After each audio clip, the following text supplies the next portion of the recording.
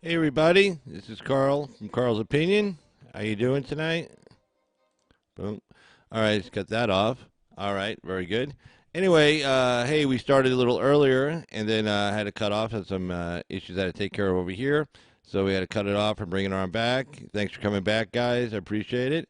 And yeah, Amy, I was covering illegal immigration. I was hoping you'd come on tonight, so I was happy to see you there in the chat. So my phone autocorrect is perpetually. There you go. All right. And so, yeah, if you want to call in, Amy, it's 775-273-8970. If you want to wait, I'll cover a couple of stories first, and you can jump on in. But the first story I wanted to cover was this story here. Let me back it up here a little bit.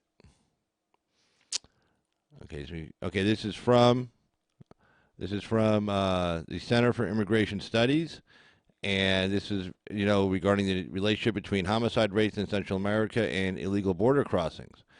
And it's by Matthew Sussex. This was written way back on March 4th, but I wanted to cover it because it was referenced in another story I'm going to cover tonight as well. Anyway, it goes on to debunk the whole thing, like, well, all these asylum claims are coming because there's like this increased violence in Central America all of a sudden. That's why we have these caravans and everything else, which is a lot of nonsense. Anyway, one of the most common arguments, this is from the article, one of the most common arguments from advocacy groups with regard to the influx of Central American migrants is that these migrants are fleeing violence. Groups such as the ACLU and SPLC cite gang brutality, gang violence, and fear of murder as reasons why the number of illegal border crossing migrants from the Northern Triangle, Honduras, Guatemala, and El Salvador, has soared in recent years. As such, one might expect that as the murder rate rises in those countries, the number of border crossers would correspondingly go up, and vice versa. But the data show no obvious relationship between Central American homicide rates and the number of Central Americans apprehended illegally crossing our border. And there's a graph there. You see the green line there on top. That's the Honduran murder rate per 100,000. You see it actually, going down. As it was going down in like 2014, there was a big spike in illegal border crossings. And I think that's because they thought the Obama administration would be a friendly administration to them. Actually, it's funny. They weren't, except for the whole Dreamers thing and then allowing the children to come in. They were remember, 2014, that's when those photos came out about the kids in cages and stuff. But it wasn't covered, of course, then. It wasn't covered until President Trump got elected. And then, of course, everybody said, oh, look, President Trump is putting children in cages. Well, actually, it was, 4 years earlier. Sorry.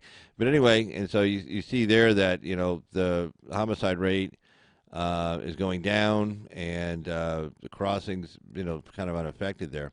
Then you see, right, so in Honduras, murder rates have fallen by over half since 2011 from 86.5 per 100,000 to 42.8 per 100,000 in 2017. During that same time, the annual number of apprehensions of Hondurans to the U.S.-Mexico border quadrupled, albeit with fluctuations.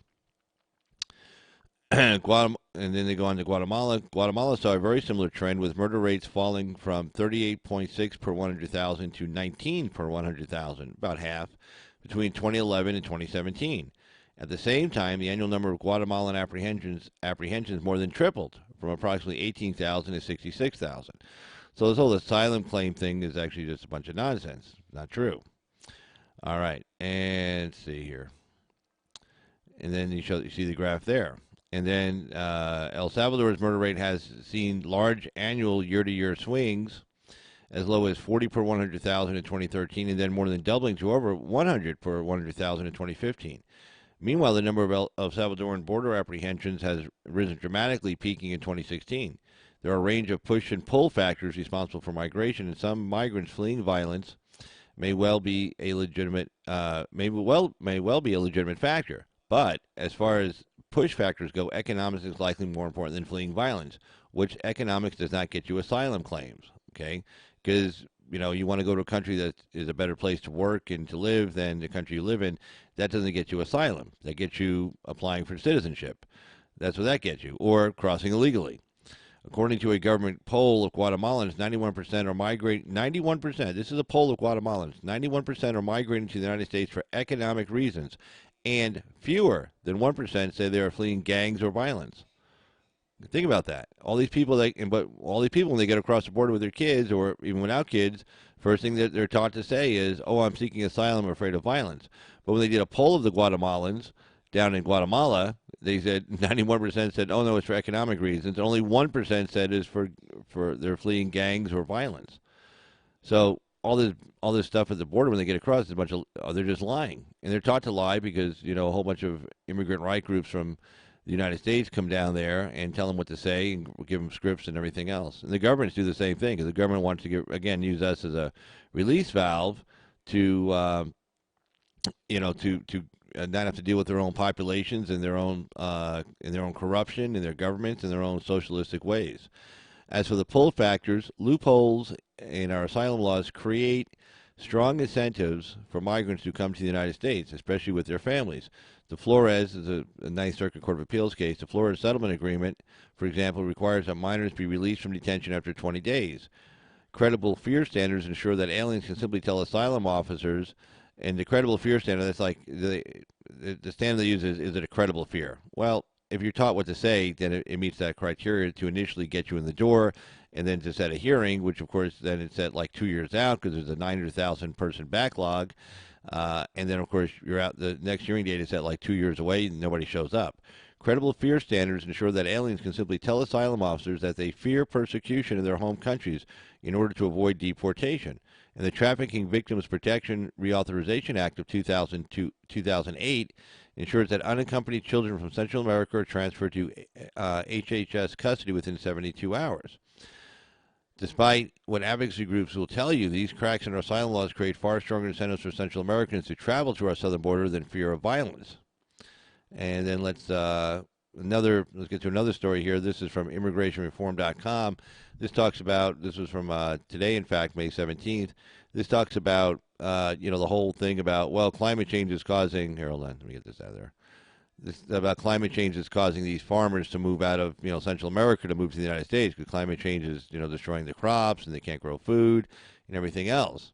So immigrationreform.com, they, did a little research into this and said, well, let's take a look at the numbers, let's take a look at the math and see what's going on. So this is what they come up with. Okay. This is from immigrationreform.com. Among the trending rationales for the surge in migration from Central America is, you guessed it, climate change. The New Yorker jumped on the bandwagon. There we go. The New Yorker jumped on the bandwagon most recently, declaring that farmers in the region are abandoning their lands in the heat of global warming. Of course, I just love when they say this and they have no facts or statistics to back it up. They just say it out loud, and then people go, "Oh yeah, that makes sense." Climate change. Yeah, I can see why they're leaving.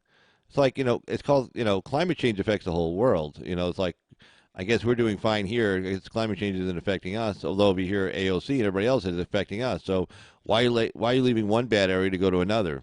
Again, the story is just stupid. Again, if you're going to say climate change is a worldwide phenomena, then where are you going to go? Okay, if it's happening all over the world, who's safe? According to AOC and all the people running for president on the Democratic ticket, they're nowhere safe. We're all doomed. It's all over. Everything's going to get flooded. Crops are going to fail everywhere around the world. There's going to be starvation. So the idea that these people are saying, well, gee, climate change is hurting, Honduras, but 1,000 miles to the north, everything's just fine. Don't worry about it. So anyway, while deforestation and environmental degradation are real in some areas, actual crop data throw cold water on the claim that Guatemalans, Hondurans, and Salvadorians are heading north because of the climate. Excuse me. Sorry about that. Spreadsheets from the United Nations Food and Agriculture Organization indicate that major crop production has risen in all three countries since 2000. Listen to that. So, since 2000, major crop production has risen in all three countries since 2000. It hasn't gone down. If climate change were truly adversely affecting farmers, one would expect that crop production would be down. Well, yeah. If it's affecting farmers, then you can't produce crops. If you're producing more crops, it's gone up since 2000, then it's not an issue.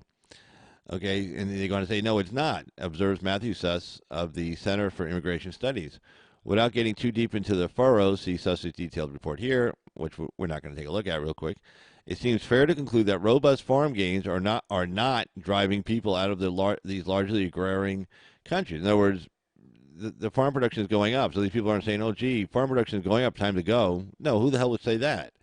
Suss, who previously knocked down the notion that gang violence is fueling the exodus, says Central American migrants are being pulled, not pushed, northward. A much better explanation for the migration surge is our own asylum loopholes, such as the Flores settlement, encourages Latin American families to make the dangerous trek to our southern border, where they can make bogus asylum claims and be allowed entry into the country with minimal chance of removal. Suss said, instead of blaming Mother Nature or gangs or institutional corruption in the Golden Triangle, U.S. politicians ought to look hard into the mirror and see what their inaction has wrought. Congress's failure to fully fund the wall, allocate essential border protection resources, and pass enforceable immigration laws leaves the door wide open for migrants. Chaos on the border, which is both a humanitarian crisis and a national security concern, reflects Washington's dysfunction more than anything going on in Tegucigalpa, capital of Honduras, I think. I think it's the capital of Honduras. Might be the capital of Guatemala. I don't know. Anyway, Central American migrants are by and large not coming to America because of life-threatening climate catastrophes. They're showing up because they know we'll let them in. We'll let them stay, actually. Exactly the point. I mean, that's that's not. They're not coming in because of climate change. They're coming in because, well, they know they can get. They know they can get in. And we know we have to let them stay. You know, our laws. You know, we're a very nice group of people here in America, and you know, these people take our kindness for weakness, and they take advantage of it. And unfortunately, they're taking advantage of it right now. And you see on the headline here, Trump announced his plan to overhaul legal immigration with emphasis on merit and skill. Tucker did a nice story on this tonight, Tucker Carlson, and he goes, yeah, you think Democrats would be happy because, you know, Democrats are always saying how, you know, illegal immigrants are better than Americans, they're harder working than Americans, they commit less crimes than Americans, you know, they're much better people than American citizens. And so when Tucker was making a joke saying, well, you know, if they say that, if they believe that to be true, then they shouldn't have a problem with the merit and skill-based immigration system because you're saying they're great people. So if it's based on merit and skill, well, hell, they're all going to come in anyway. You know, hey, Mr. Douchebag, how you doing there? See you, Mr. Douchebag. Shonda, thanks for coming back. And yeah, I had to jump off the last live stream there and then come back in. So, all right. So, again, live call-in show, 775-273-8970. And if you want to appear by vMix video call, if you want to appear by a video call, which is, I think, nicer for the audience. I think it's, if they see us on camera, it just makes it more interactive for them, I think. I've always thought that when I watch somebody else's show and they have people on video call versus a phone call, I think it makes it nicer. And Mr. Douchebag calling in. Hey, Mr. Douchebag, how you doing? What's up, Carl? Oh, my God, I'm so sorry. I know it's been ages since I've called into your show. I'm so sorry. Everybody's live streaming at the same time and, you know, just trying to keep up with everybody. I know you've been going on late, but yeah, it's been a while. I'm sorry. I do apologize, but oh man. Oh, hey, sorry about that.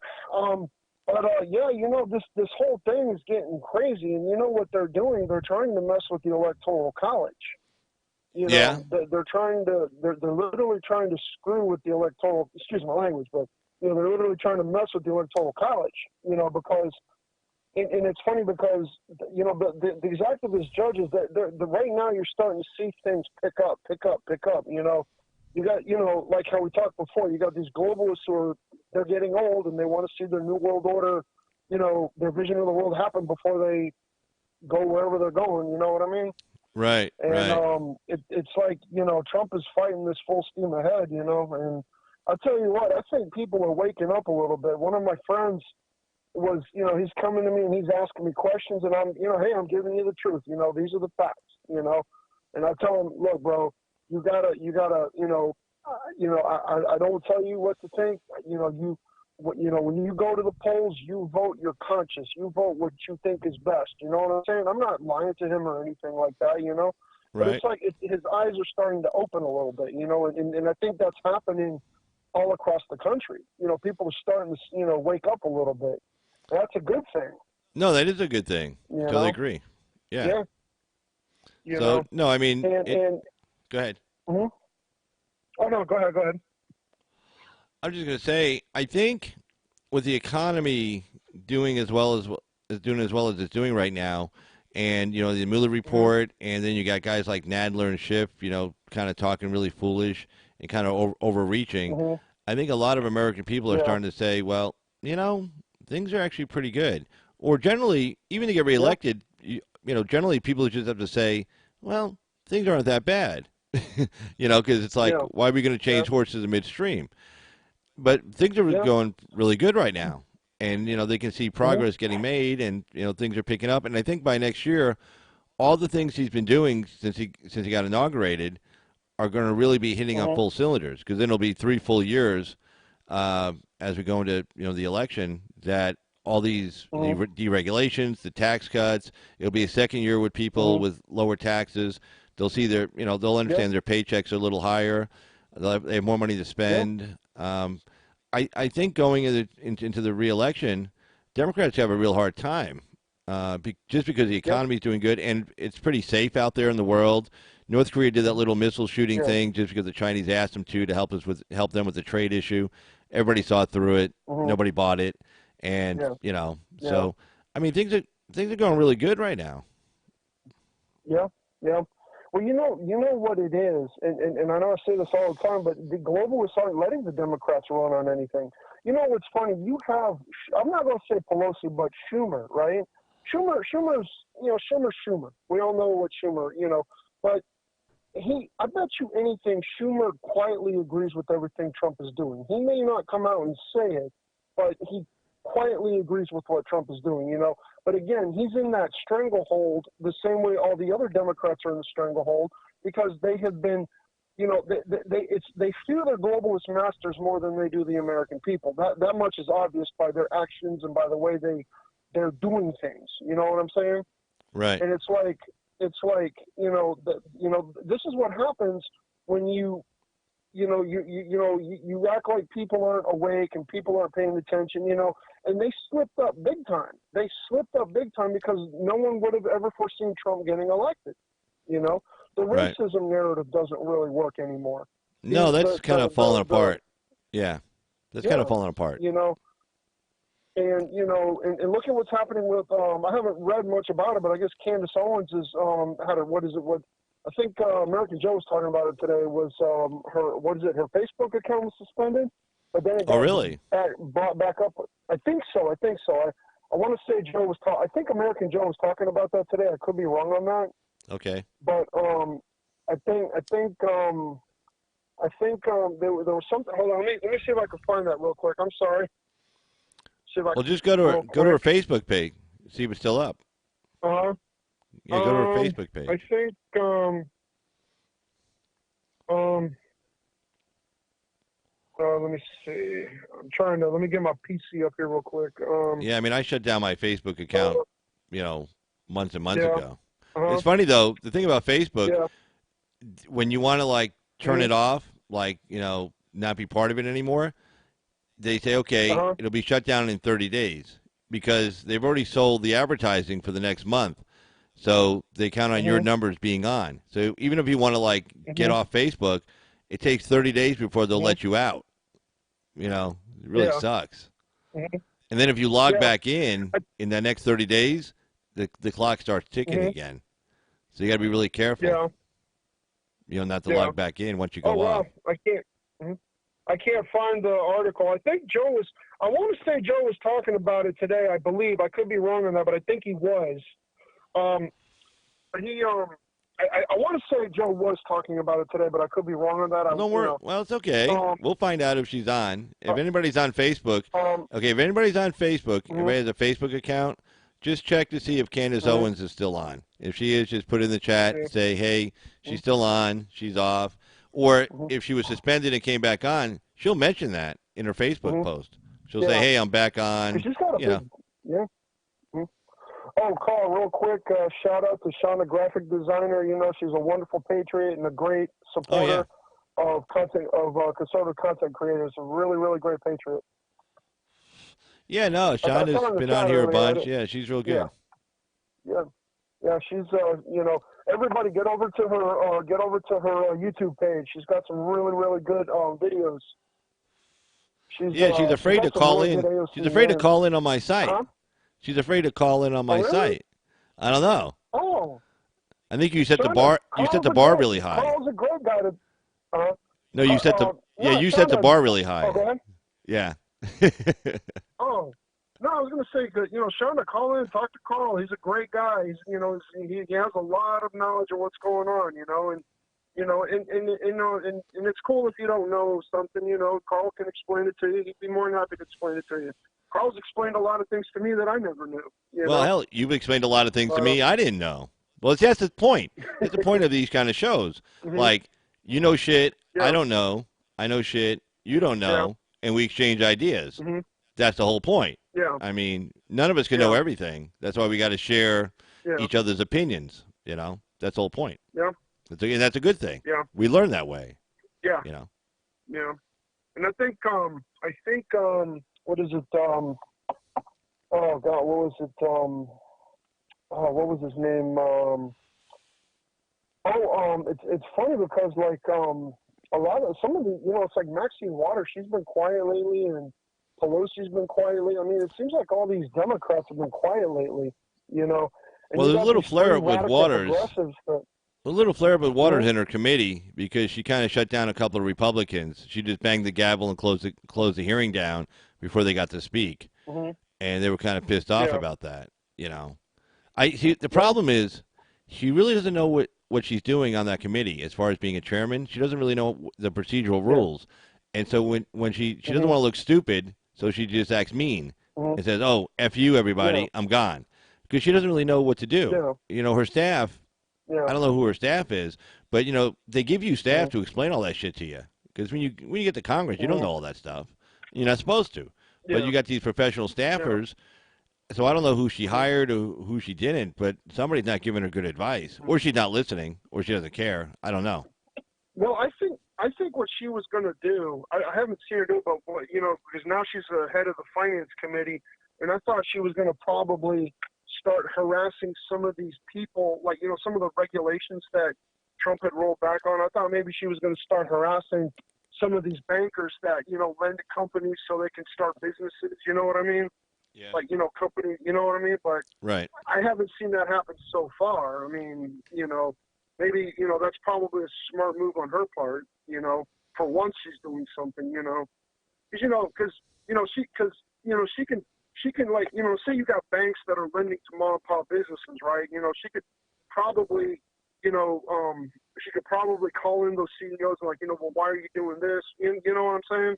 I don't fully understand quite how it all works, but, she could probably make it harder for, banks to do business with people who are trying to get their businesses up and going, Well, no, I mean, she's helped to get a law passed. I mean, she can't just do it as committee chairwoman. I mean, she can ask questions and grill people, but I mean, she has no power over anybody. She can subpoena people and force them to come and testify, but force them to a certain extent. I mean, be held in contempt of Congress. They're talking about the inherent contempt power where they can just send the sergeant arms out and put handcuffs on somebody, drag them into the Congress. That's I think that's a place they really don't want to go.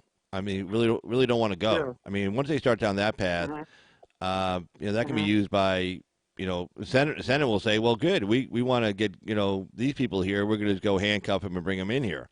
I mean, that's a real slippery slope. Right now, the Republicans control the Senate. I mean, you can see like Graham saying, "Oh, hey, great idea. Thanks, Maxine. I'm going to do that too. Thanks, House of Representatives. We'll do that over here," and just start dragging people in with handcuffs. That's that's not very democratic. Yeah, no. And Judicial Watch is becoming a powerhouse. They are really becoming a powerhouse. It's like things out there. What's funny? If the NRA, sorry, I don't mean to jump from subject to subject, but if the NRA had the leadership that Finn shows with Judicial Watch, then the NRA would be, I think people would probably rally behind them more. I mean, to me, like Dana Lash, she's a heck of a spokeswoman for the NRA. I wish they would make her, make her president, Well, who are they It's, looking at right Dan now? Bongino. Uh, Who are they say what? looking at right now? I haven't seen. I haven't really seen. I haven't really been following the NRA. I know that Como launched that. What was it? Some $100 billion lawsuit or something against them.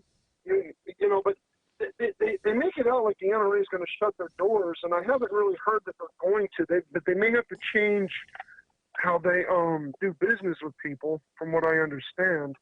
Well, But yeah, it sounded like that guy was kind of putting his hand in the cookie jar. That's what it sounded like. yeah. You know. Well, there was that thing where Wayne LaPierre. I think Wayne LaPierre was kind of questioned um, about some of his traveling expenses, I believe. Yeah, and his clothing expenses. I mean, he bought like something like, I don't know. I can't remember the number, but it was high. Yeah. It was like $30,000 in clothes one day, or something stupid. Mhm. I mean, like buying like $4,000 or $5,000 suits. I mean, you don't need a $4,000 or $5,000 suit. I mean, you know, who do you think you are, Michael Avenatti or something? I mean, that's ridiculous. Yeah. You know. Yeah. I mean, they look good. But I mean, trust me. mhm. You know, Avenatti looks really good when he Mhm. wears those suits. Those are really nice suits. I mean, but I don't buy. I can't afford suits like that. But if I could, Yeah. but I wouldn't charge Yeah. some organization for them. I'd go out and buy them myself out of my own pocket. You know, Yeah. Yeah. I just think those that, were you know, good-looking 'cause it's like, suits. you know, I oh mean, yeah. Yeah. Avenatti suits. I mean, you could tell. And Mhm. those coats. Yeah. Oh man, Mhm. crazy. You know, Avenatti looks like a Dr. Evil reject stunt double in those suits that he wears. You know, it's like, Yeah, but they all you look gotta do is good. get the Dr. Evil from, yeah, that's true. But his new suit's going to look even better. You know. Well, he But got caught up you in know. some stuff. It sounds like, it's like you Mhm. you get powerful, you get famous, and you think you can just do anything. You know, it's Yeah. like some attorneys get hooked on drugs and stuff. It's like the same thing. You feel Mhm. like you're invulnerable. Like, nobody can touch you. Like, Yeah. I mean, you can't even harm yourself. You just feel like, wow, I'm on Yeah. top of the world. There's nothing I can't do. And it sounds like that's what happened to him. And look, I don't wish Yeah. anybody harm. And Mhm. I mean, he's innocent. Remember now, okay, whole thing, innocent till proven guilty. Mhm. So we were bitching and moaning Yeah. about that for 2 years with Trump.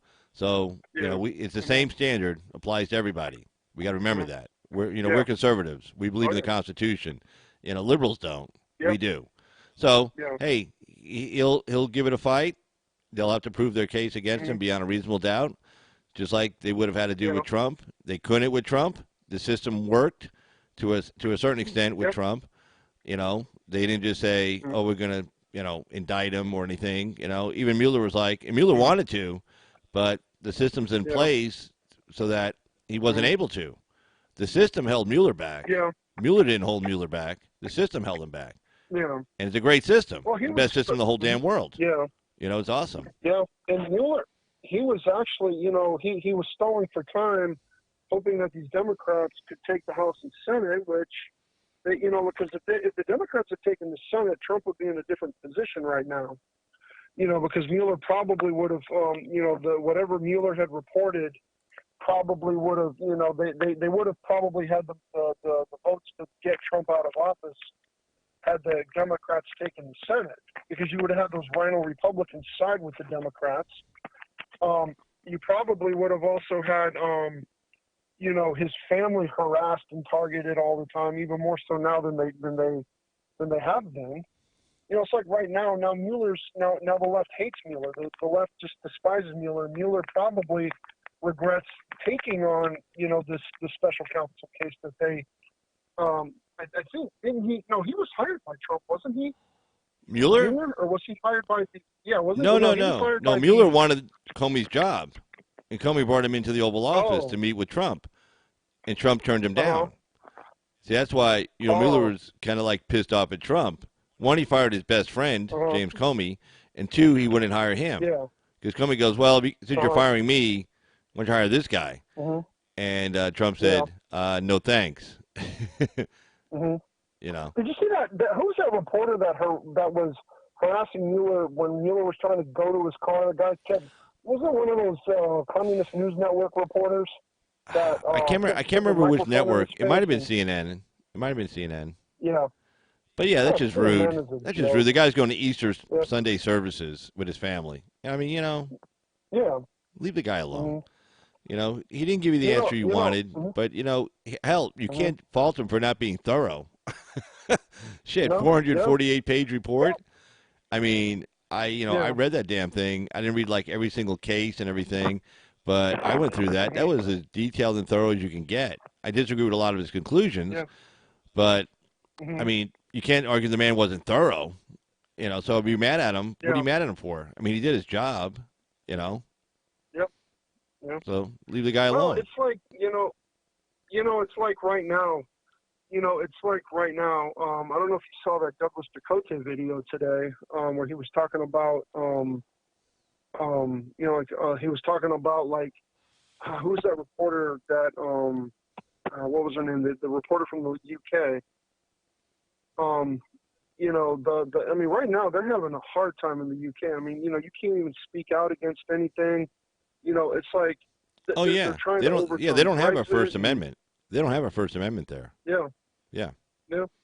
And Carl, I keep saying it, and I know, but Tom Benz laid it out really good when I watched this video. Like let's say, I mean, us as conservatives, we're trying to Wait, take care who? of our Who families, laid it work out really every day. good? Who laid it out really good? Huh? Who laid it out really What? good?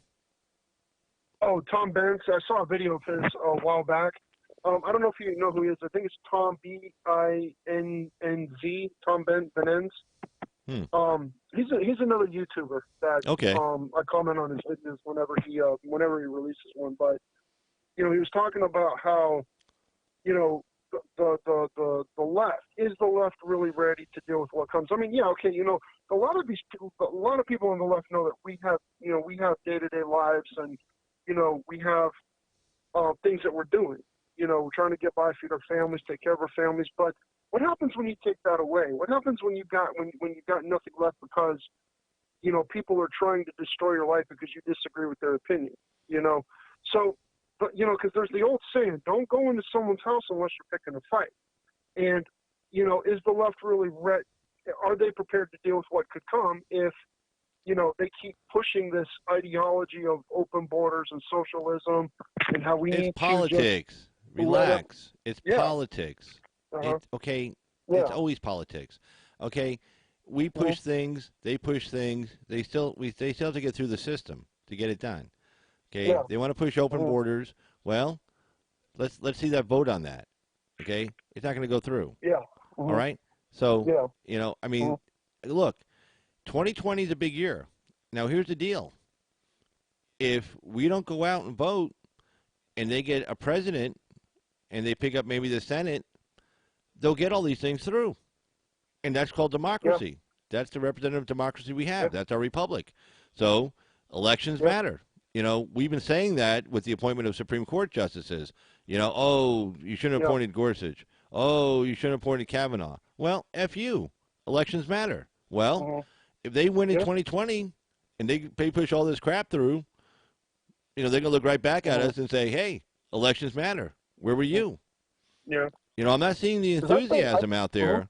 I'm not seeing the enthusiasm out there. I mean, we haven't begun campaigning yet because there's nobody really going to be challenging Trump in the primary.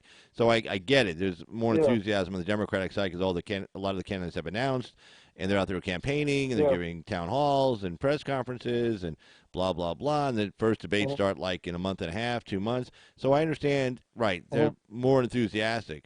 But we should be pretty damn enthusiastic right now just based on the numbers. There should be people all over the place, doing stuff. I mean, people should be going to YouTube channels. People should be talking to their friends and their family and their neighbors. People should be lighting up like Mark Dice. Mark Dice should be at like over 2 million subs. I know YouTube's holding him back, but still. I mean, people need to it might take you a few minutes to find him. Oh, geez. Wow. Okay, I guess I can't watch the latest episode of Gilligan's Island. I have to stop and go find Mark Dice or Sargon or, Paul Watson or whoever. Or Candace. It might take me a few minutes to find these people. Oh, geez, it's not on my feed. Oh, bad, evil YouTube. They didn't stick it on my feed. I have to go actually punch his name in the search, to go find the guy. get Mhm. off your ass. Mhm. So look, Yeah. they're only going to push these things through if we sit on our ass. Mhm. And Yeah. I'm still pissed off about 2018, and I'm still going to keep talking about it because I'm sorry, there was Yeah. no excuse not Mhm. to show up in 2018. I mean, you had to know Yeah. if you didn't show up, everything he's been trying to do was going to get delayed and obstructed by by the House. A Mhm. lot of people don't understand that too. A lot of our electorate don't understand that Mhm. what it means to lose a House, like to lose the House of Representatives. They don't understand things like subpoena power or committee chairmanships. You know why? Because a lot of people are Yeah. stupid. Mhm. Okay, well if you're Yeah. stupid, Mhm. you can't fix stupid. What did Thomas Jefferson say? Yeah. An uneducated population is the biggest danger to a democracy because they don't know Yeah. any better. He says, Yeah. read a book. You don't have to have formal Mhm. education. You don't have to be a college Yeah. graduate. You can go to a library. Hell, you can get on the internet. You can Yeah. look up anything you want now. You know, Yeah. you can find anything Yeah. on the internet. If you want to learn about Yeah. the history of our country, about our founding fathers, if Mhm. you want to learn about how the three Yeah. branches of government work, and what it means to have Yeah. committee chairmanships, punch it up in the search, Google search, committee chairmanship, Yeah. majority, House, Yeah. boom, learn it. Mhm. You know, Mhm. but if you're You know. stupid Yeah. and you don't understand that, oh, it's Mhm. just a house, it ain't no big deal. Well, it's a big deal because now they're like Mhm. subpoenaing everybody. They're having this big fight going on. They got to go to court. These are all things that keep Trump from getting work done. Okay, Yeah. and people are too Yeah. dumb to realize that. What do you do with these people? I don't know. Yeah. Yeah. I mean, because people don't. It's like. You have people that are just. They're distracted by everyday activities. I mean, yeah, you got to distract yourself, but you can't be blind as to what's happening around you. Like I know people. There's a buddy of mine I'm trying to get to go with me to some of these local meetings and stuff. But it's like he's like, oh, I don't want to, yada yada, and I'm like, okay, fine, I'll go myself. Because Yeah, you have to, it starts in your area. It starts wherever you're. You know what I'm saying? Like right. Get find your involved. local neighborhood. Yeah, I Join a mean, local political you party. know, Like I was saying last time. You don't like mhm, say you don't want to join like say it's too. You don't want to be like just one of like a million people like helping out the Trump campaign. mhm, Well, go to a yeah, local assemblyman's office and ask if you can yep, volunteer. Local state senator's yeah, office. See, ask him to yeah, volunteer. Your congressman's office. Then you're not one yeah, of like 10 million. You're like on the ground doing stuff, real important stuff. yeah, Knocking on doors. yeah, Making phone calls. mhm, Sending out yeah, emails. People still send out like mhm, direct mail. You can stuff yeah, envelopes. There's things you can do. There's no excuse not to do anything. Start a YouTube yeah, channel. yeah, That's not hard. yeah, Hell, I did it. mhm, How hard could it be if I yeah, could get it done? It can't be that hard. I'm not yeah, a genius. Okay. yeah. So, I think, I there are think, things you can do to be speaking involved. of YouTube, mhm, yeah, yeah. I mean, work with, like you can work with content creators. You can work with people who, are trying to make change. You know what I mean? I mean, it's Exactly. like when people, yeah, I mean, it's like when people donate to a content creator, you're helping that content creator to bring awareness and to keep their channel going, or if you're sharing links or sharing videos, that's one way, you know, Yeah. but it's like, it's funny because like, I think when a lot of the enthusiasm on our side is going to come is when 2020. It's like, people are going to be like, because see, if you look at another form of voter suppression and it's something they're doing, how they're literally letting polls come out. Well, Trump's going to win in a landslide. See, that's another tactic that they use to get people complacent so they don't go out and vote. Well, yeah, You but know? again, you can't And, fix stupid. Okay. If you're dumb enough to yeah. believe that shit, well, I, Hmm. Jesus. I mean, come on. I mean, even Yeah. Gingrich was on, I want to say Laura Ingraham show, I think it was, and Hmm. she asked him, "What do you think the chances of Trump winning re-election?" And he was smart. He said 55%. He didn't say 60. He didn't say Hmm. 80. He said 55. Hmm. Kept it real Yeah. nice and tight. Meaning we got to work. Yeah. He Yeah. just saw Yeah. it 2018. I mean, it was only a couple months ago he gave this interview. He just saw what happened. Yeah. So Yeah. he's like, Mhm. well, turnout. enthusiasm, Yeah. getting people to the polls. Hmm. If you know somebody who can't get to the polls, they don't have a car, they can't drive, whatever, Yeah. you know, Hmm. say give them a ride. Say, hey man, let's Yeah. go. Yeah. Make it a day. I I don't did know. that with yeah. I did that with like 3 or 4 of my friends. I mean, Exactly. I There you I go. had See, one. you Yeah, I got had it. one. Mhm. Yeah, I had one friend who I had one friend that he doesn't like Trump, but I still gave him a ride because he needed a ride. You know what I'm saying? I mean, he's my friend, and I'm not gonna like leave him out. You know what I'm saying? No, And no. it's I mean, like, look. I yeah, mean, look. I mean, Look. I like voting. Okay. It mhm. just if they get more people out than we do, well, then we should lose. I mean, forget the Yeah, fraud and which illegals voting or not. But I mean, if they get more, I mean, look, there are way more U.S. citizens than there are illegal aliens. Okay, and there are way yeah, more Trump supporters right now than there are non-Trump supporters.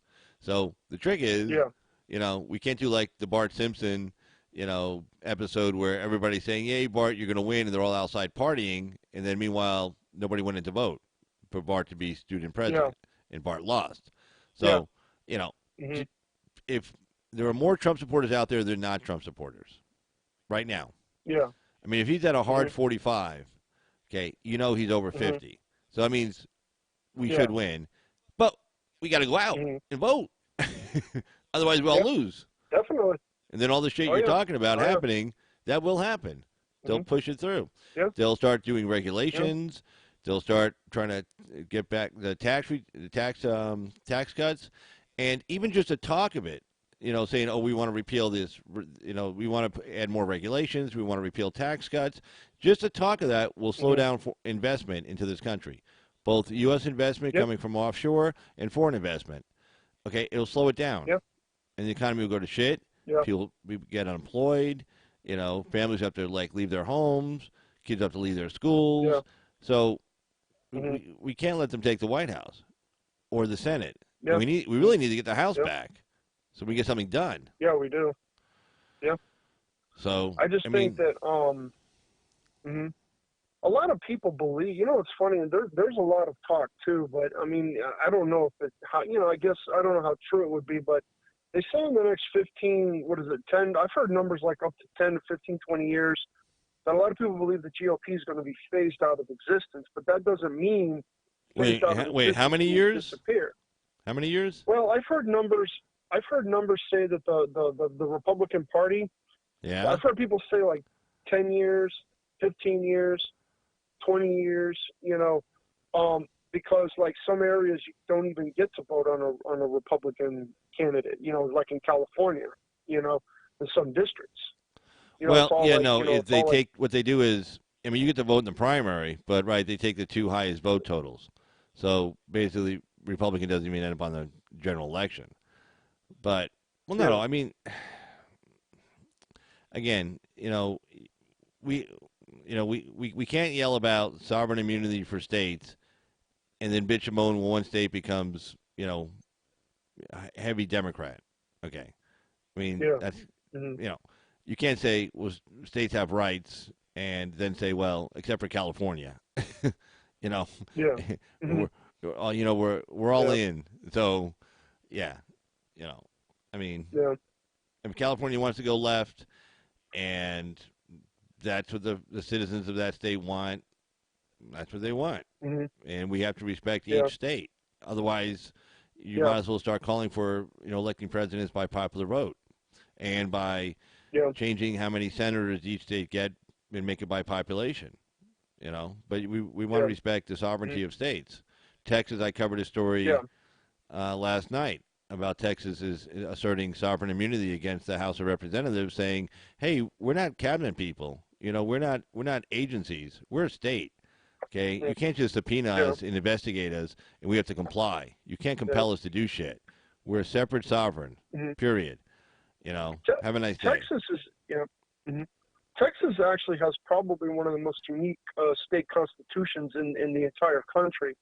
I mean, like I think they even actually don't they actually have in their constitution that if they wanted to secede from the U.S., they could. I mean, No, I don't know much about their no. What they constitution, but have I know is that they have a pretty unique one. Hmm. they could break up into different states, Uh-huh. so they could become like five Oh. states. Hmm. Yeah, Oh, I'm pretty wow. Oh, sure okay. because I remember hearing that debate Hmm. several years ago. They were going to break up. They could say, Yeah. "Well, we could just break up into like five states instead of two senators. We'll have 10." Kind of what Yeah. California was trying to do just recently by breaking up into three Yeah. states. They'd have six Tim. senators instead of Yeah. two. Tim Draper was trying to. He was leading that effort. It's funny. I don't know what to make of him. I don't know because I've seen some of his policies where he's seems like some of his policies are conservative, but then it's like other policies are just liberal. I don't really know much about Tim Draper. I read about him a little bit when I was watching this. When I was Oh watching his hold efforts on, to hold try and on, get hold on, hold on. Yeah, Amy, I see Amy in chat. Yeah, when I lived in Texas, that's all they ever talked about. It was like we could succeed. You know, we have our own oil and natural gas, and we have plenty of farmland, and we could be self-sufficient. They were bitching about how much people in the Northeast were charging for natural gas, and they were the ones producing it. Mhm. Yeah, they always. Yeah. I was there for 8 years, and I heard that so many times I can't count. You know. But Yeah. yeah, go ahead, Mhm. douchebag. Oh wait, real quick, Jervis. No. Turn California red? No, I don't think so.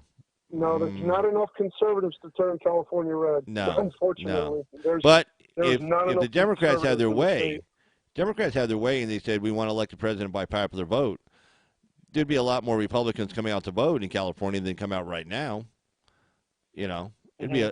it would be Yeah. pretty close. There'd be a lot of people voting Hmm. Republican in California that just don't go out to vote now because they know it's a wasted vote. Yeah. So, but Hmm. yeah, but no, I don't think you can turn California red. So, No, there's not enough conservatives in the state.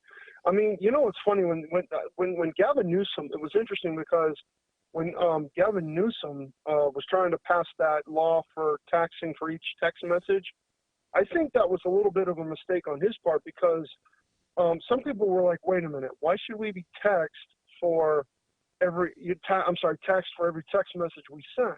Because then that's going to skyrocket everybody's cell phone bill, because right. the companies are going to get hit with more taxes."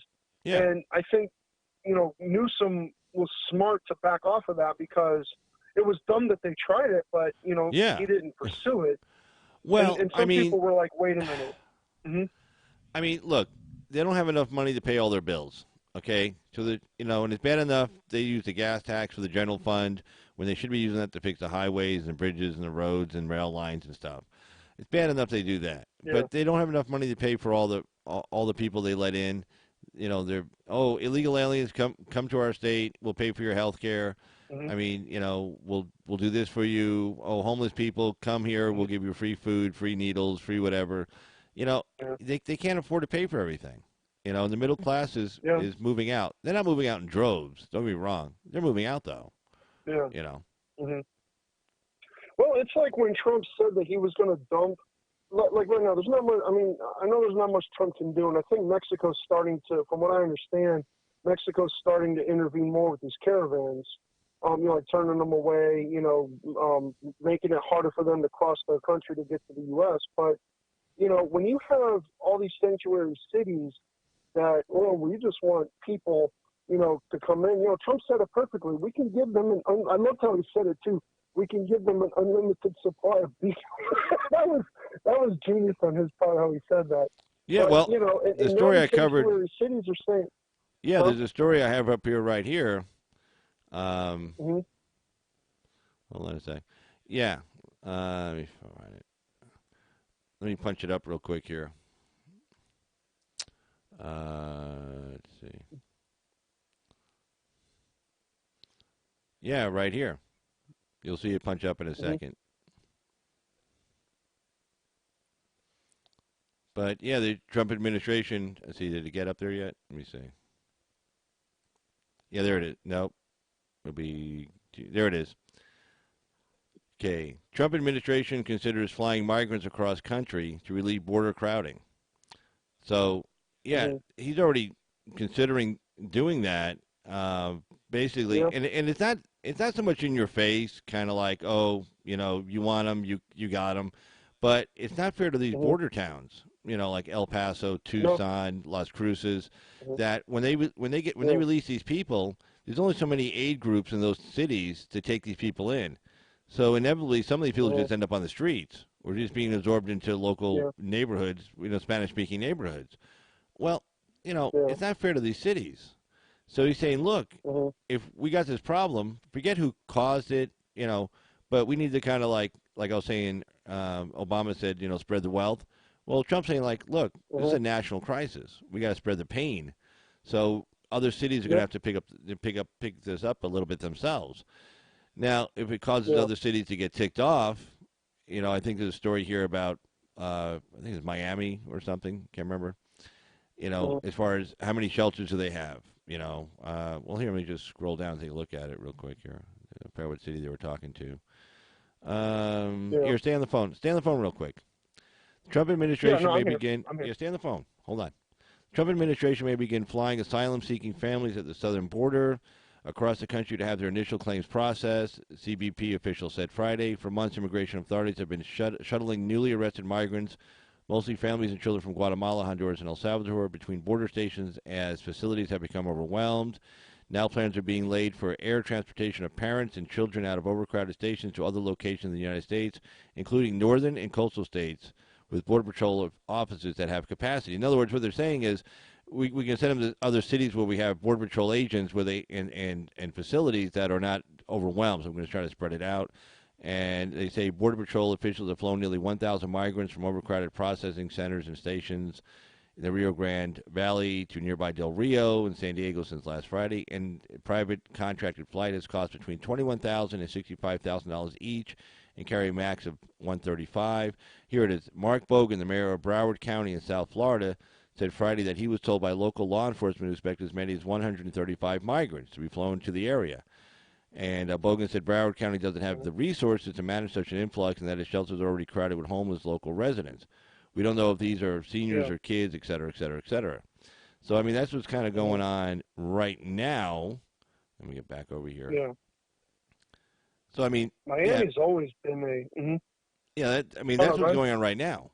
I mean, Mhm. these local these cities on the border. It's not fair that they get stuck with everything. You know. Yeah. Oh, Mhm. Amy's saying she's seeing military transport planes there. So that Yeah. could be the ones Well, there's transporting them out. Carl. There's a. Mhm. Yeah, there's a lot of behind the scenes stuff we don't know. I mean, and it's probably better we don't know. You know what I'm saying? Because Well, I don't know about it's like that. some of Like what behind the scenes? the. What kind of stuff? What are you talking about? Well, it's like, sometimes you hear about videos where, like, it's funny because, like, sometimes, like, you'll see, like, people who make videos and they claim, like, well, there's this military operation being done here, being done there.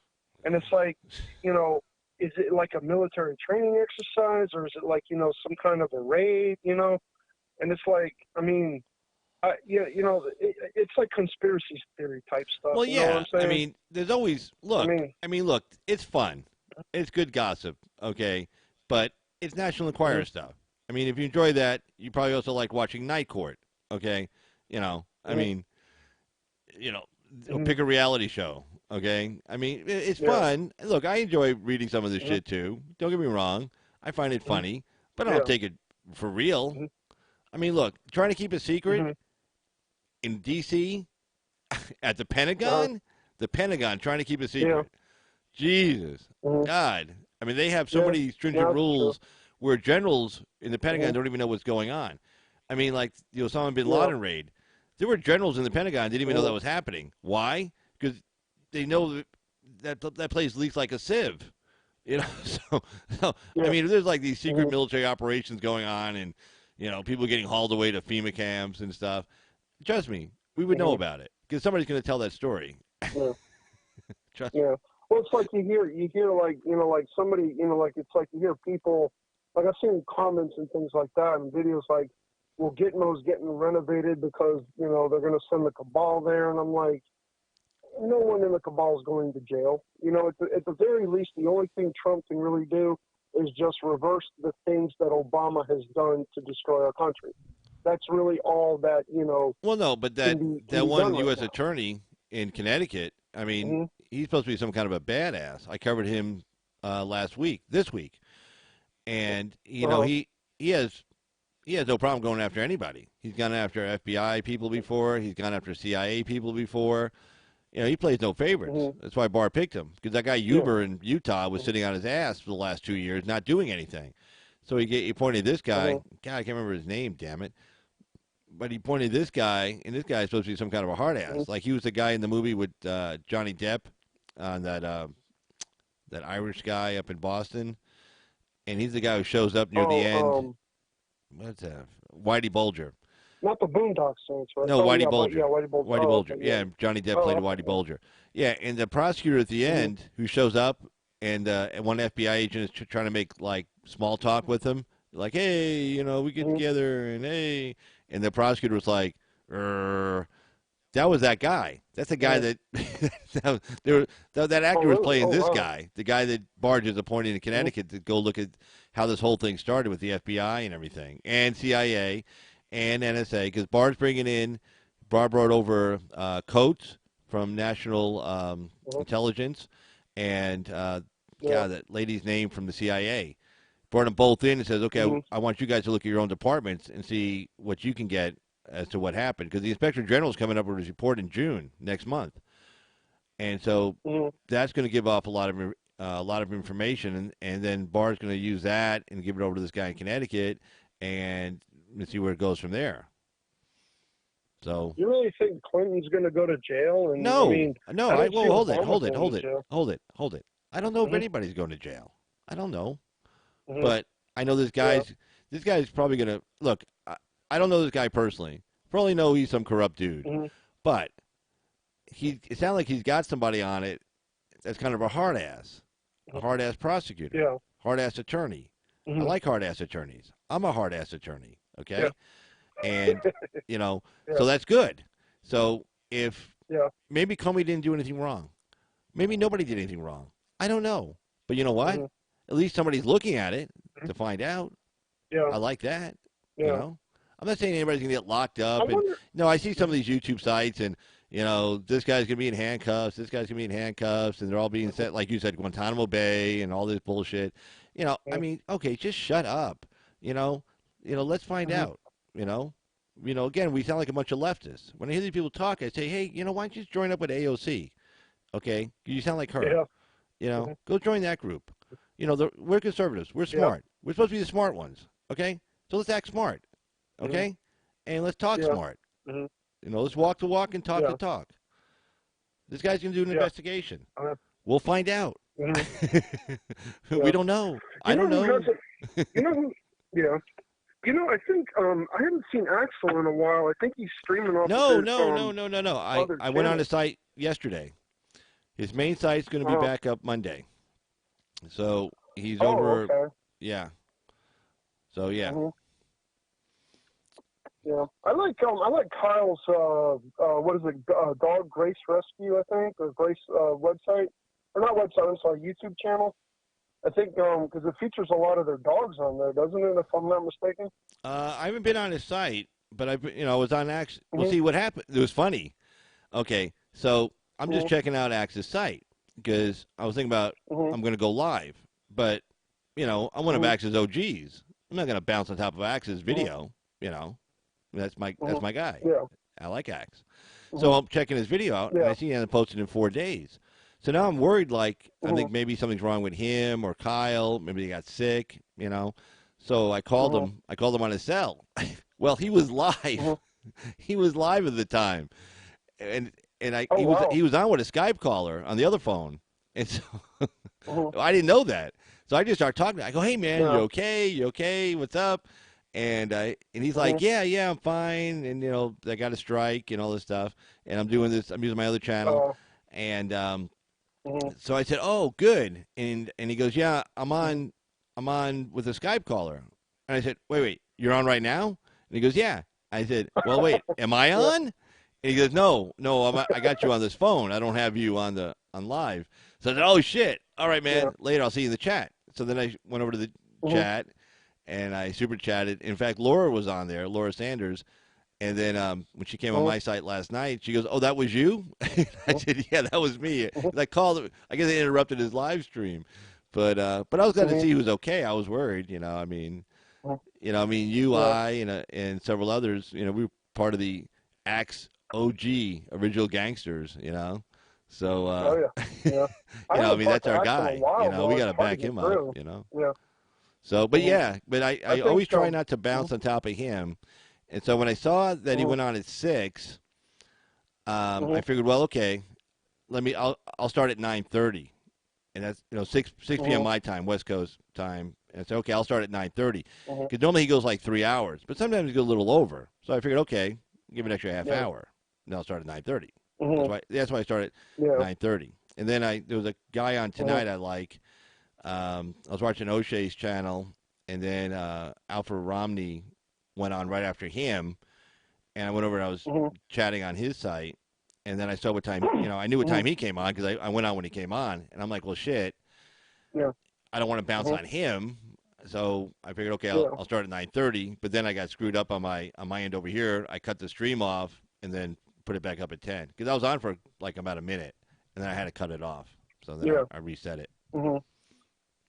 I haven't spoken to Axe in a long time. It's been hard to get through. I mean, I Well, just no, hang out in the chat he's anymore doing great. sometimes. He's like super popular. This is awesome. It's Yeah. awesome because Yeah. It is. he's way Yeah. better than I'm anybody I happy know for out him. Yeah. there. My two favorite YouTubers, His numbers. Mhm. no, my favorite The what? two favorite YouTubers are him and O'Shea Duke Jackson, Mhm. and Yeah. they both Yeah. have tons of people. They're totally crowded on their live call-ins, 1,000 people watching. I mean, that's awesome because I like both their Yeah. messages. And Axe's message is really good. O'Shea's message is really good. So I'm glad. But yeah, we can't get Yeah. through. But tough shit on Mhm. us. I mean, who cares? Yeah. I mean, he's getting the Yeah. message That's out, true. So we support him. Yeah. I shot him a couple of super chats yesterday when I was over there. Yeah. I've Nothing done. Yeah. big. Just Mhm. some little things. Say hey. So, Mhm. but no, it's Yeah. Yeah. I'm I've done a glad I'm few glad he's super doing chats too awesome. I for him. mean, I'm really happy for the guy. Yeah. Totally happy. But Yeah. yeah, we can't get And through. I But just. again, tough shit on us. Yeah. Yeah. I think. But I've been watching Axe more on BitChute than I have YouTube because a lot of times Axe is like sometimes Axe will buffer and I can't. It's. I mean, I don't know. Maybe it's my connection. I could just have bad internet Must be your connection where I'm connection. at. Must be your connection. Because well, see what Yeah. BitChute does. The reason why you're not buffering, it is on you. I'll tell you why. When you go onto Mhm. BitChute, if you notice, it takes a while when you hit like play. Mhm. Because what it does is it's Yeah. downloading to you. Mhm. So if you're Oh. buffering on Axe, it's your Mhm. internet because it probably takes you longer to download on BitChute than it does me, which means Mhm. it's your end because that just Mhm. means you don't have enough internet to do whatever to transmit. What are you using for internet? What are Mhm. you doing? Do you have It's like just my phone. It's just oh well yeah. no It's shit just my. Mhm. no no Yeah. no you got to get some kind of service provider, cable company or electric Mhm. company, or AT&T mobile hotspot. Yeah, Yeah. yeah, I mean none of those things I just said are expensive either. No, it's just a few bucks, you know. Yeah. But yeah, but if you're using your He's phone, got a that's a problem. Disabled. See, that's the thing is because disabled when he calls in, it's great calls. Mhm. Disabled vet, Yeah. and we Mhm. were trying to get him on a video call. So I gave him the link, Yeah. and he showed up early one night. Like I was just putting stuff together. He Mhm. showed up like an hour early on my video. Like he was right in front of me on the screen. Mhm. I'm like, whoa, shit, hey. But he kept buffering, and it kept going in and out because the same Yeah. thing with him. His internet service, he just has his Mhm. phone, and it wasn't enough to push Yeah. through to do a video call, which is too bad because I'd love to get this guy on a video call Mhm. because he's Yeah. he's really smart and he's fun and he's Yeah. funny, you know. He's a good YouTuber. Yeah. Yeah. Yeah. He's growing up in subscriptions too. He's got a thing. I don't know where he's at, but I know he's gotten more subscribers now. And Well, he has I good mean, and that's content. good. If Because you have good content, you he's a will good go up. content creator. Yeah, he has good content, Mhm. and he knows what he's talking about. Yeah. So he'll go up for sure. Mhm. But Yeah. he's got to get some better internet. I mean, he's gonna have to Yeah. do something. I don't know. Go I rob a homeless guy. I would Something. probably. Mhm. If I did videos, I'd probably get so much hate in my comments. Oh my god. Well, I would probably you, be you can like, keep you can uh keep a lot of things out. Like I keep yeah. I keep a lot of shit out. I mean, I have a lot of block words. I've over 1,120 Mhm. block words on Mhm. my Oh wow. my channel. So Mhm. yeah, I mean, well, it's not Mhm. 1,120 separate words. It's Mhm. 1,120 words and variations of those words. I used to Yeah. moderate, so Mhm. and I was in charge of that. I Mhm. was in charge of this guy's site for block words and stuff. So I know the Mhm. tricks on how to try to get shit in and how you can trick out um, YouTube's software. So Yeah. even YouTube wouldn't catch shit that I would catch, and then they would be Mhm. sent to the review section. So I would keep them Yeah. off his site. Even YouTube wouldn't keep Mhm. them off, but I would keep them off because you Mhm. if you pay enough attention, you can figure if you figure out how people know how to trick shit out, then you can counter that, Yeah. and then yeah. So Yeah. I know I Mhm. specialized in that. That's what I did. That was my big deal. Yeah. Just like me, I know how to like. It's like me. I know how to talk to people. Like when we were doing those panels last time, and I was talking about how people can approach somebody to try and like educate them a little bit. Like say if you're one of those people that kind of likes to try to change people's minds, and it's a good thing we have people like that. That's why I'm saying like try to find out what people's interests are. Don't just like hit them with a question about their political views. Try to get to talk to them a little bit. Because most people see that's what I was saying. Find out if people like to shoot, for recreational sport or like to hunt, because you'll find that a lot of people, for I won't say all, but for a good portion of people who are left leaning, not far left, but left leaning, generally have a gun for defense, so they understand a little bit why people have guns, and if they see, and if those people see these politicians, it could be rhino Republican, Democrat, but politicians who are gun control freaks, that might actually change them to vote for somebody who isn't so strict on guns. You know what I mean? And, Yeah, and it's something that yeah. people gotta, and I noticed that video some of those panels that we did, I think those videos got like over 2,000 views, which is actually good. That's good because it seems like your videos get out there pretty good. Like a lot of your different call-in shows. Well, I think you get like you've seen 2,000. all the stuff I've done here in town, like Uh-huh. my Yeah. booth setup and stuff. Did you see? Were you watching last night? Hmm. You see my booth setup? No. Well, I think I Oh, was. I was in and out. I'm you didn't sorry, see my Carl. booth setup. I've Oh been wait, so hold it. busy Okay, and. okay, hold on. Uh, I gotta show you this. I showed it last night. Okay, but this is like really cool. Hold on, let me bounce over here. Hold on, let me just show you this because I'm really proud of this. Okay, hold on. and you're up almost 17,000 subscribers. Hey, congratulations. Oh, thanks. Hold on, let me see here. Hold on, where was it? Oh, hold on. Gotta switch over here.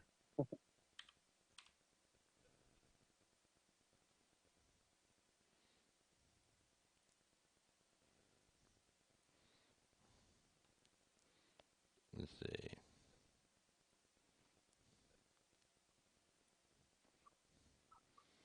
Okay. Boom. All right. You'll see it on the screen in a second. In about 14 seconds, actually.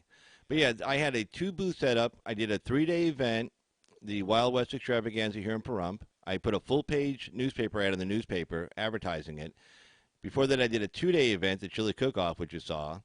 I put a full page Mhm. newspaper ad in the newspaper for that. And then I ran another half page ad, and I also did the Balloon Festival also. So, you Mhm. see it on the screen now? Douche? Let me see. You look on the screen. My tablet. Hold on, I got to reboot my tablet. Oh. I wish I had my laptop on me. I'm sorry. I'm sorry. Let me see if Oh, I I can don't know. find it I on don't my know, phone. man. Hold on. Let me I see. don't know, man. Let me see. I should be able to. Let me see. I think I could find it on my phone.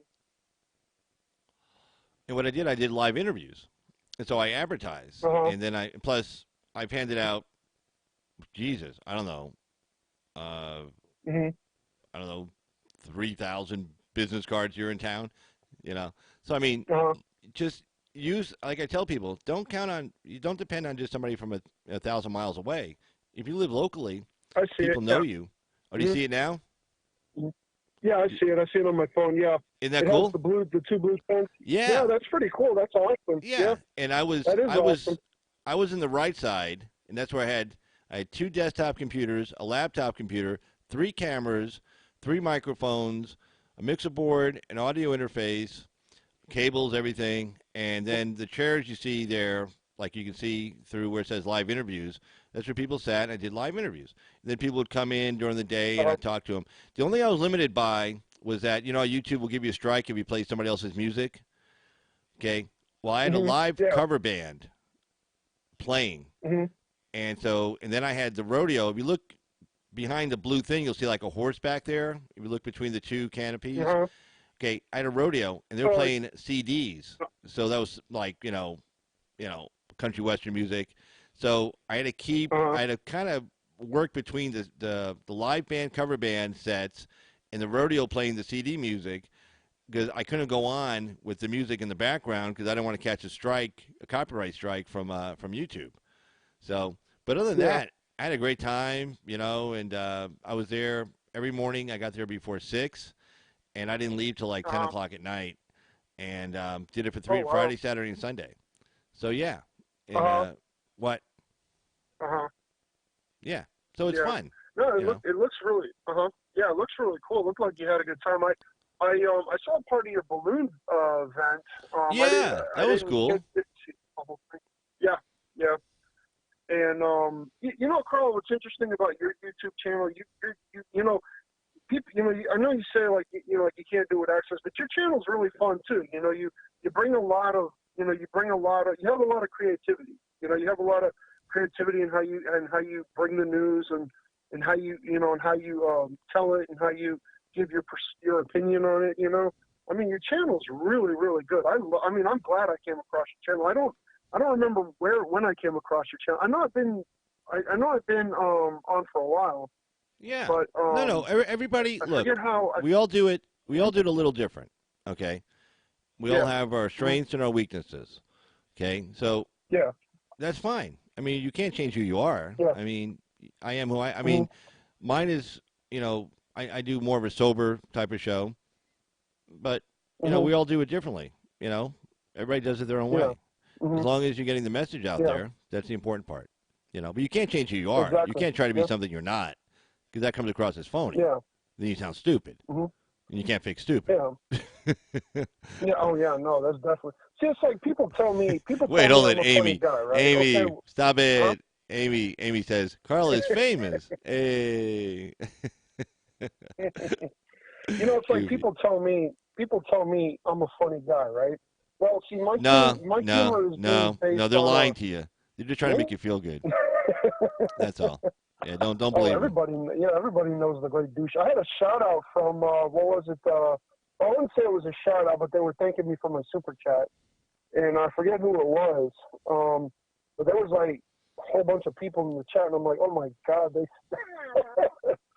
I forget who it was, but they, because I'm in different, I'm in different chats and stuff like that, but it's funny because like my humor is grounded more in being a smart ass. It's not. I can't really do what Axel does. I couldn't do what some of the other YouTubers do. Because my humor's not really. I mean, Axel spends half of his show laughing all the time, which is cool. I love how Axel laughs. He's funny how he laughs. I mean, he's like sometimes he's got to like turn away from the camera because he's laughing so hard. You ever notice that? Well, yeah. Well, people call in. They'll say funny shit. You know. Yeah. I mean, look. Yeah. I used to try to make them laugh too when I used to call in. I mean, I would just try to mess with them to try to make Mhm. them laugh. That's kind of funny when you do Yeah. that. So Mhm. Yeah. you know. He's I like his I like how he what is it, the plantation follies. He does stuff. He I does like stuff how I he wouldn't works. do. I mean, Yeah. I want to do shit like that, but he Yeah. does it. But then that's him. I want to do stuff like that, but he does it. Yeah. So Mhm. but he's really good. The production quality is stellar. Yeah. Let me tell you something. He puts a lot of work into getting a good presentation for his audience. And people Yeah. probably don't appreciate that. But I know how much time it takes to do Yeah. that. Okay, trust me, I do. Yeah. You don't just come on Mhm. here, and just go bam, hi. No, trust me. Yeah. You get ready to put a show together. You got like an hour or Yeah. two of prep work to get Mhm. a live show ready to go to Yeah. make it work. I mean, as far as getting the articles ready, Mhm. even get everything lined up, ready to go, checking all the audio, having the phone, testing the phone, everything, doing test calls. I mean, Yeah. when everything goes right, nobody notices. But tell you, if something goes Yeah. wrong, everybody notices. Mhm. Okay, so Yeah. when you see Yeah. a show and everything's going right, do me a favor. Mhm. Don't take that for granted. When you see him with Yeah. this article popping up, and he's doing this, that, and he's doing these kind of soundtracks and stuff. And let me tell you something. He put some time into that, and even just learning. Yeah. Let me tell you something. This I know. Just learning how to do all that shit. That's a shitload Mhm. of time. And he's put that Yeah. time in, so he's earned it. He's earned it. He doesn't deserve it. Yeah. Nobody deserves shit, period. But he's earned Yeah. it because he's put the time in. Oh He's yeah. put the effort in. Yeah, that's why. Like he asked for money on PayPal and stuff. I don't have a problem with him doing Mhm. that because he's got skin in the Mhm. game. Okay, he's put the time in. Yeah. He's put the money in. Also, let me tell you, that's not cheap. Yeah. What he's doing. So he put the Mhm. time in and the money in. Yeah. Now, what I don't like are people who don't put any time in, don't put any of their own money in, and then hold their fucking hand out. Mhm. Okay, go Yeah. join AOC. Yeah. Okay, but if Yeah. Yeah. guys like There you go. Logan Oh and yeah. him and Dice, Mhm. yeah, put the time in, put the money in, put your own skin in the game before you start asking for somebody else to give you Yeah. money. Because you were saying that earlier, Maybe. Yeah. and that's Mhm. the only correction I Yeah. have for you on that. It's like if you don't want to put your own money Mhm. in, you put your own time in. Don't ask for other people to do it. Period. Yeah. You know who hasn't made videos in a while is Derek Grayson. I haven't seen a lot of his stuff lately. I hope he's not getting burnt out of trying to. Because I know sometimes when he's like explaining things, you could tell the anger in his voice that people don't get it, and I don't blame him. Because you have a lot of people that just don't understand. I just hope he doesn't get. I mean, because we need him. We need Derek Grayson. He's got like ultra knowledge of what's going on. You know. I just hope he doesn't feel like burnt out of anything. I mean, I don't know. I Well, don't talk to him or you got to anything. remember I just, something. You know, he does it full time. He hmm may need a break. See, yeah, I don't do this full time. That's a lawyer thing. hmm That I do full time. yeah, This I hmm do in the evenings and stuff. The way I look at hmm it is I can be sitting home watching TV, let it hmm kind of come, or I could be putting this together. So, I have the yeah, time to do either. I'd rather do this, but he does it full yeah, time. I mean, he's constantly hmm researching, and again, he doesn't just do those on the fly. It looks like it's on the fly, but yeah, trust me, I know what he does to put hmm that show together. He does a lot of research. He's reading yeah, articles. He's reading. He probably reads hmm at least 2 or 3 different newspapers a day online. I mean, yeah, for this guy to come up with this information, he's done a lot of work. He's definitely got skin in the game yeah, too. I've super chatted him. I've super chatted hmm Axe, super chatted O'Shea, super chatted. See who else? Logan for sure, and yeah, the guy I was on tonight. Super chatted him. Romney, I like him. George's show, I hmm think. George Macon. I think I want to say I super chatted him. I can't remember, I don't think but I've ever heard of George Macon. yeah, he's with O'Shea and stuff. It's you might not like it. Oh, hmm You might not like it, uh, but it's great. It's great content. hmm The way I look at it is, yeah, we're all Americans, and we all have different points of yeah, view. And it's important. It's hmm important. That's a good word. It's important that we all at least hmm hear the other point of view. You may not yeah, agree with it, but again, we're conservatives. yeah, Okay, we're not leftists. We want to hear the other point of view. So it's yeah, important for us to do that. And some stuff you'll yeah, agree on. And I'm a big fan of also like finding common ground.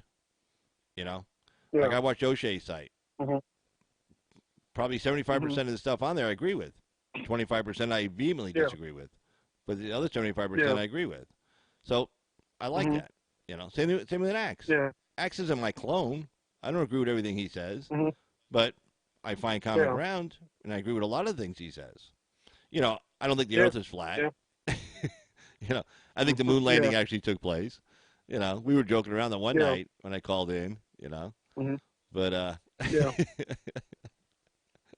Yeah, I don't understand how people can think that that did not happen. I mean, No, no, each to their own. I I respect understand everybody's how. opinion. I I just, understand how they could think uh huh, that because the whole idea with solar waves and stuff, and if you go out into space, these solar waves that fly through space we're protected by the Earth's atmosphere. Well, you're in space, you're not protected by anything. That little thin thing of uh Teflon that surrounds those ships, you know, a solar huh, flare, you go through that in 2 seconds. You know, so I yeah, understand the argument. I just disagree with it. That's all. Yeah. hmm No, I yeah. get it. But it's all right. Let me let It's you go it's just. and Oh see yeah, if yeah. anybody else wants to call in. So, hey, Oh yeah, man, definitely. thanks Hey, for calling in. Carl, it was. Oh yeah, hey, great talking to you. I didn't want you to. I didn't want you to think that I disappeared or anything. Just everybody's going live at different times, and I'm trying to catch everybody's shows, and trying to catch in. You know what I mean? So it's kind of hard to. Plus I got my own things going on, so it's like but I No, didn't want you to think I no, forgot dude. about you, Carl. I'll never Hey, forget you know about you. what? I didn't miss you, so don't worry about So, it. hey, no, it's all good. But hey, Carl, it was You're great like, talking to you I again. like All that right, and hesitation on your I'll see part. you back in the That was chat. classic. Oh, that was so good. Oh God, that was awesome. All right, man. Hey, have a good one. All Okay, right, thanks. Totally, thanks for all right. calling You in. too. All right, bye bye. You're welcome. Take care. All right, bye. Bye. Let's see. And that was the great douchebag, of course. That last one, I got him. That was good. I said, I didn't miss you at all. And it was like this hesitation on his part. He's like, hey. That was pretty good. But live call in show, area code 775-273-8970. If you want to appear by live video call, by vMix video call, you can just shoot me an email, or if I've emailed you back and forth, just put in the chat, hey, send me an email, stupid. I want to appear by video call. Then I'll send you an email. And then, boom. Or, send me an email. Then I'll reply to your email with a link. And then, boom, you're in. But yeah, 775-273-8970. But, all right, so I'm going to jump over to this story real quick while I'm on it. Tucker Carlson. I actually watched this tonight, and then this is the Washington Examiner. They covered it after it was funny. I watched it, and then sure enough, they picked it up and they covered it. It was like when I was watching, I'm like, oh man, somebody's going to say something about this. But yeah, so Tucker Carlson, Somalia American Congresswoman is a symbol of America's failed immigration system. He said that on script. It wasn't just off the top of his head either. That was like right there, boom. But anyway, let's check it out. Let's see here. Okay, Tucker Carlson. Somalia American Congresswoman is a symbol of America's failed immigration policy. This is by John Gage of the Washington Examiner, which, like I told you guys the other night, I just signed up, subscribed to this newspaper last week. I wanted to add another newspaper to get a little more diverse opinion to follow and see what these guys had to say. But anyway, let's take a look. Okay, Fox News host Tucker Carlson called out freshman Representative Ilhan Omar, Minnesota. Oh, there's Amy. There we go. Hey, Amy. It's Carl. How you doing? Hey, Carl. I'm calling to bitch about the border. Yes, very good. In fact, I will put that story up. So, boom. Nope, not that one. Nope, not that one. There we go. I'll put that story up in the background. Yeah, I didn't mean to call so early after douchebag. I'm just getting tired. No. I was hoping you'd call in. No, I wanted you to call in Okay. because, when it comes to immigration, you're like our resident expert. So, definitely wanted you to call in. Yeah. Man. Yeah, so go ahead. It looks like a war zone down here. I haven't been to war, but when you see pictures of military in the hotels and helicopters flying over at all times in the night, and I'm kind of used to it.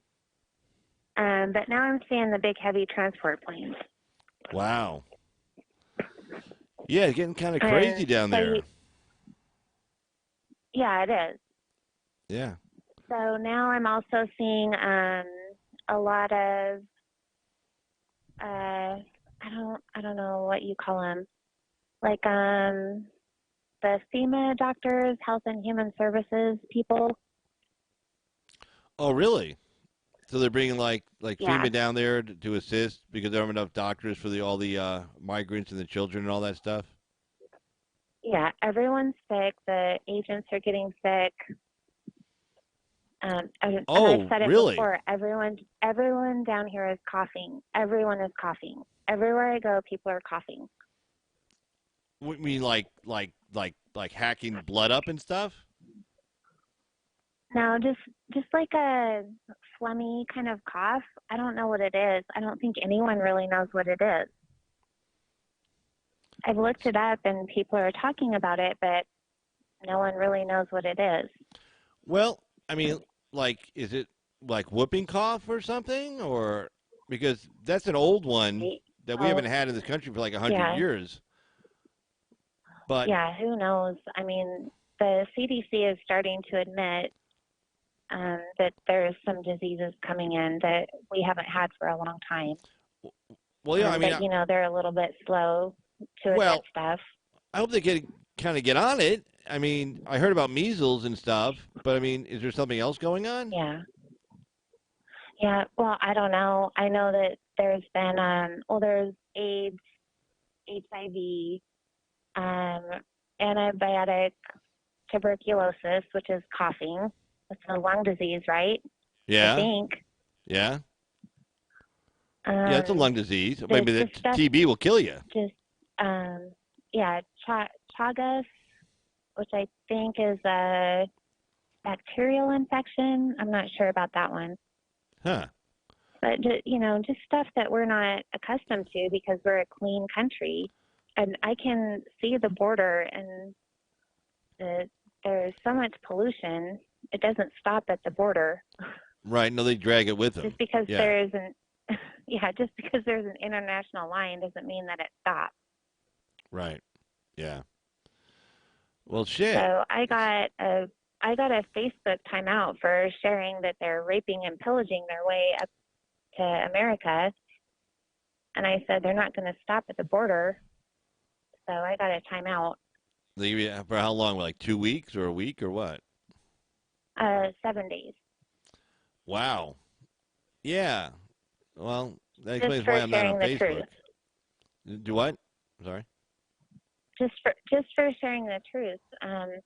They Yeah. had, I think, 2 or 3 days ago, there were 1,000 Africans, Haitians, and Cubans rioting at McAllen because they wanted in. So wait. So they came across the southern border.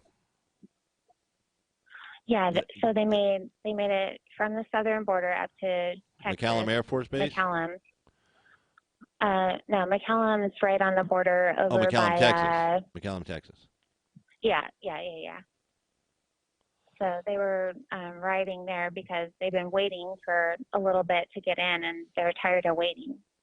So they started riding. So Cubans and Haitians are crossing the southern border, and then they would get to McAllen. What do they do? They ask for asylum, or they say, what do they do? Yeah, I'm not sure. I'm not sure if they're asking for asylum or if they just are demanding to get in. It's really confusing down here. Everyone's confused now. My husband isn't even getting intel on what's going on. Wow, well, that's and not I've good. said it before. I have to make it clear he's not a ground agent. He's a helicopter guy. So it's just very confusing. Well, And that's why I'm saying it's like a war zone because no one really knows what the heck's happening. so, I mean, when we say like it's a war zone, I mean, like, are there just like scores of people like just wandering around along the border area and nobody there to pick them up, not enough transportation to grab onto them, or is it just mass confusion as Not far like as what do we do with these people? Are there not enough shelters and aid facilities to drop them off to? I mean, are they just being dumped in the cities? it's not like that. I mean, I'm right on the border, and I'm not seeing like hordes of people, but I'm starting to see more people that are randomly wandering around than when I first got here. And Wow. then there's the refugee. I call it a refugee camp because that's what it is. Over over on the northwest side, and then I'm hearing that they're starting to put them on the base, and then they're Well, on canceling the like kids' activity. on the military base. Part yes, yeah. Wow. And then I'm hearing that they're canceling kids' school activities because they're putting them in the schools. They're putting the illegals. They're housing them in the schools, or letting the kids go to schools. Like in the gymnasium, or I'm not sure. I need to research it a little bit, but I'm just seeing it over and over that the Yeah, that kids' sounds pretty activities, messed up. like yeah.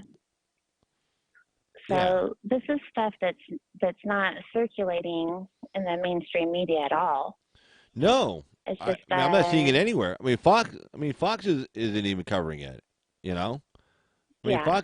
Fox should have some So people down there and just be covering the story 24/7. I mean, they should have a guy that just drives, in a van with a production team, just going, through El Paso, McAllen, onto Arizona, New Mexico, and just starts at one end, drives, stops, does stories, and then drives back again. I mean, they should have a couple of teams of people down there. Yeah, there are a couple of people that do that.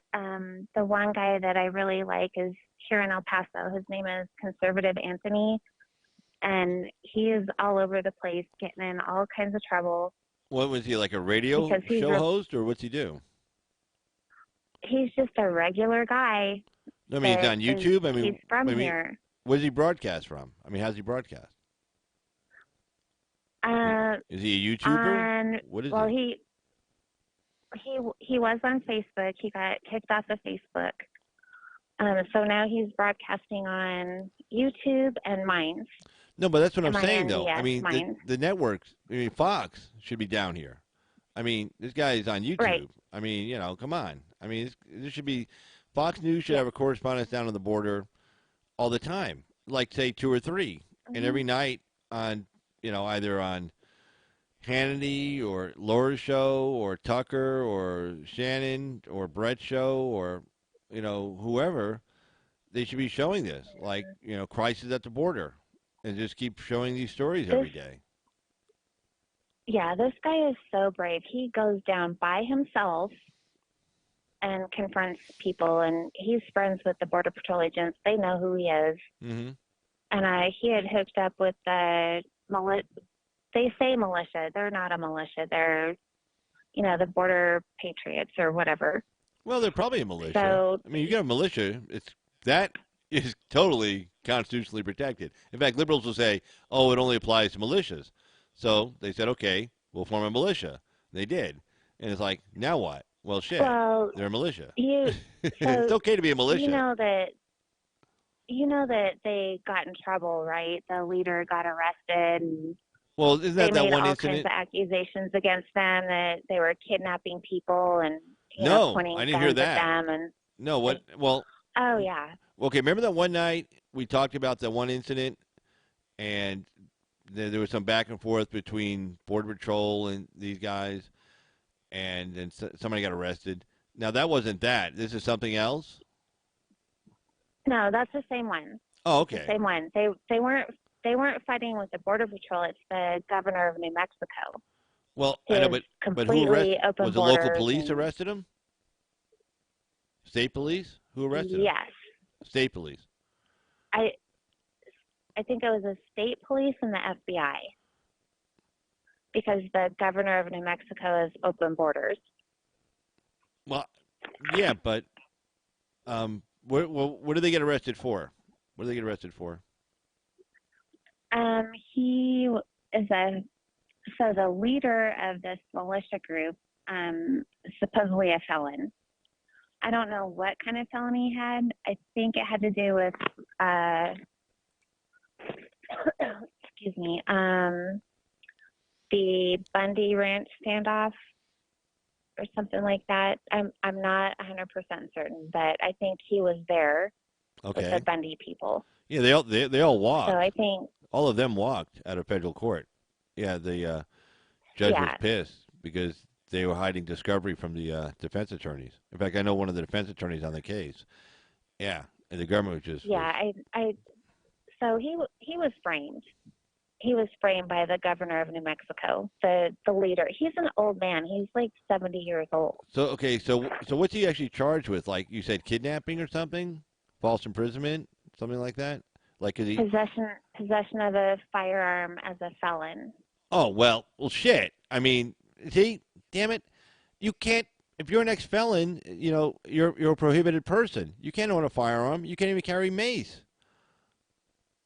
Well, Yeah, well, Jesus, I'm what the hell not, is he thinking I'm about? not sure what the circumstances are No, surrounding you that can't whole thing. you can't possess a gun. Did he have a gun on him? I don't know. It's gone If to he court. if he had a gun I can't on him, remember. even here's the deal: you go out shooting with some friends. You're an ex-felon, okay? You hold onto that gun for 2 seconds. You're in possession, okay? You Right. exhibited control over that. So even if some guy goes, "Hey man, I got to take a leak. Can you hold this?" and the guy goes, "Yeah," he holds onto it. Ex-felon possession. In my state, that's a Category B felony. That's a 1 to 6. Okay, and that's a stupid crime. Right. It's a stupid crime to get caught doing because you know you're an ex-felon. You know you can't possess a firearm. Possess, not own, possess. Means holding on to it. It's in your car. You're driving by yourself. There's a gun in there. You're possessing a gun. Okay, I don't care if it's in the trunk. It's yours. Tough shit. I mean, you can't fix stupid. Right, but but I don't know if he had possession of a firearm. He was framed somehow. He was the cook for the camp. So there's a lot of weird stuff going on with that whole thing. Was there a gun like within his reach? Was it laying there? I have no idea. Look, if he's an ex-felon, okay, look, here's the deal. Okay? F this guy. He's going to screw it up for everybody, including me. Okay, and everybody who supports what these guys are doing. If he's an ex-felon, he can't be hanging around guys with guns. Sorry, he's got to stay home. He can't go be a cook in the camp. You can't have ex-felons wandering around there. It's going to destroy everything. Because then they would say, look at these nuts you got over there. You got ex-felons. You got this guy doing this. You got all these guns. I mean, no, this thing has to be clean. We said that night you and I were talking. All it takes is one idiot in this group to do something stupid. The mainstream media comes in and says, look, and it paints everybody with a big, broad brush. It says, see, look, you let these guys down there, this what happens. If he's an ex-felon, he shouldn't be part of this group, period. Okay, take his ego and go home. Oh, I want to be there. I want to do something. No, you don't get to. You're an ex-felon. You're a convicted felon. Screw you. Get away from these people. These people are doing good work. And now this. Idiot. Period.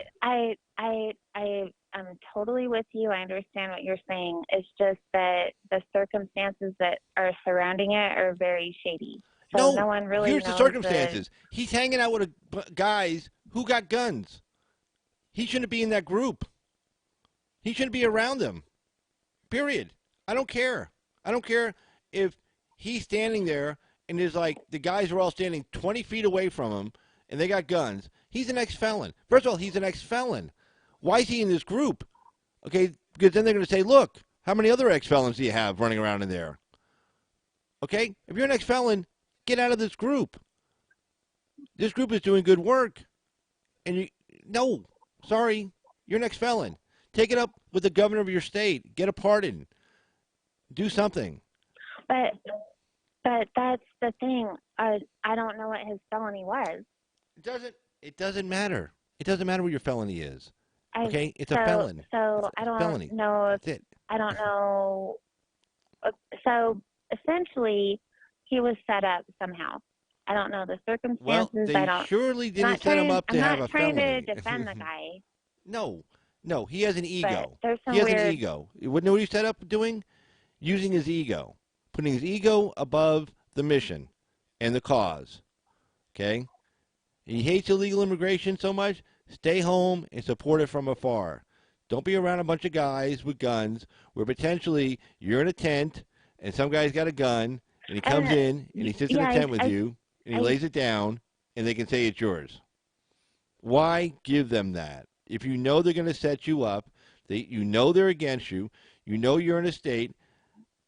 I'm sorry, I don't even want to bring this city up, but it reminds me of a city in Virginia, 2 years ago. And I railed against that whole scene. And I said, you're going to a state where the governor's a Democrat and he's going to set you guys up. Don't go and do this. And they did it. And that day, I wrote about it over and over and over again. Why set yourself? You know they're coming after you. Why go there? Okay? He should stay home and write emails and post videos. Okay? How many other ex-felons are running around in this group? Whoever they are, they got to go. Sorry. Tough. Right. So they have done extensive background checks on the people that are coming down here to help. And I'm like I said, I'm not sure the circumstances with this guy. I need to look into it a little bit more because it's been hushed. Well, if he's an ex-felon, period. He shouldn't be part of the group. That group has to be squeaky clean. That group should be just as good as far as their background checks as your husband, law enforcement, anybody. And if you're not, don't be part of the group. Period. So if he was got a DUI 50 years ago, no, DUI is not a felony. He should be out. DUI is not a felony, unless it's a felony DUI. You know how you get it? You know how you get a felony DUI? You hurt somebody, or it's your third one. That's how you get a felony DUI. So if you're driving drunk and you cause an accident and somebody gets hurt or dies, that's a felony. Okay. Otherwise, DUIs are just misdemeanors. DUI in Arizona is 0.14. Well, it's still a misdemeanor. Or something like that, which is way above the limit. DUIs are misdemeanors. So it wasn't a DUI. It's this guy with in an Arizona, a felony DUI is like a certain point above 0.8. Okay. So you can get a felony Okay, so in Arizona they say if you're a point like 1.8, 1.9, it's a felony. Yeah. Okay. Felony DUI. And he knew he had a felony, right? He wasn't like he didn't show up in court with blinders on, so he knew he had a felony. And he probably didn't tell any of his friends he had one because they would have said to him the same thing I'm saying right now. Well, get the hell out of here. Okay? You can't be around us. We got guns up the kazoo. I mean, I got AR-15s and HKs and all kinds of stuff. You're here, you got to go. That's why he probably didn't tell his friends because he has an ego. I want to be part of this. I'm a big guy. I'm going to do this. Do. Like I said, it takes one idiot to screw this whole thing up. And we just found him. Yeah, I totally understand what you're saying. I'm not trying to defend the guy. I'm just not completely certain about his circumstances. Set up. Okay, look. It's not a setup when they do a background check and they say, oh, who's a felon in this group? And there's Bozo the Clown. Oh, he's a felon. Again, he knows he's a felon. He knows he shouldn't be hanging around at this scene. He knows it's going to tarnish all the good work they're doing.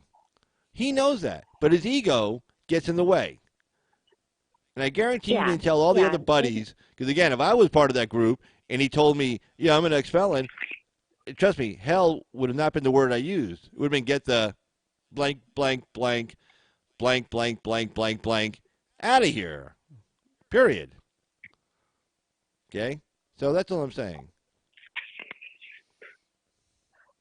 You know? Okay. I mean, look, there's good work those guys are doing. They're filling in the gaps for the Border Patrol. Yeah.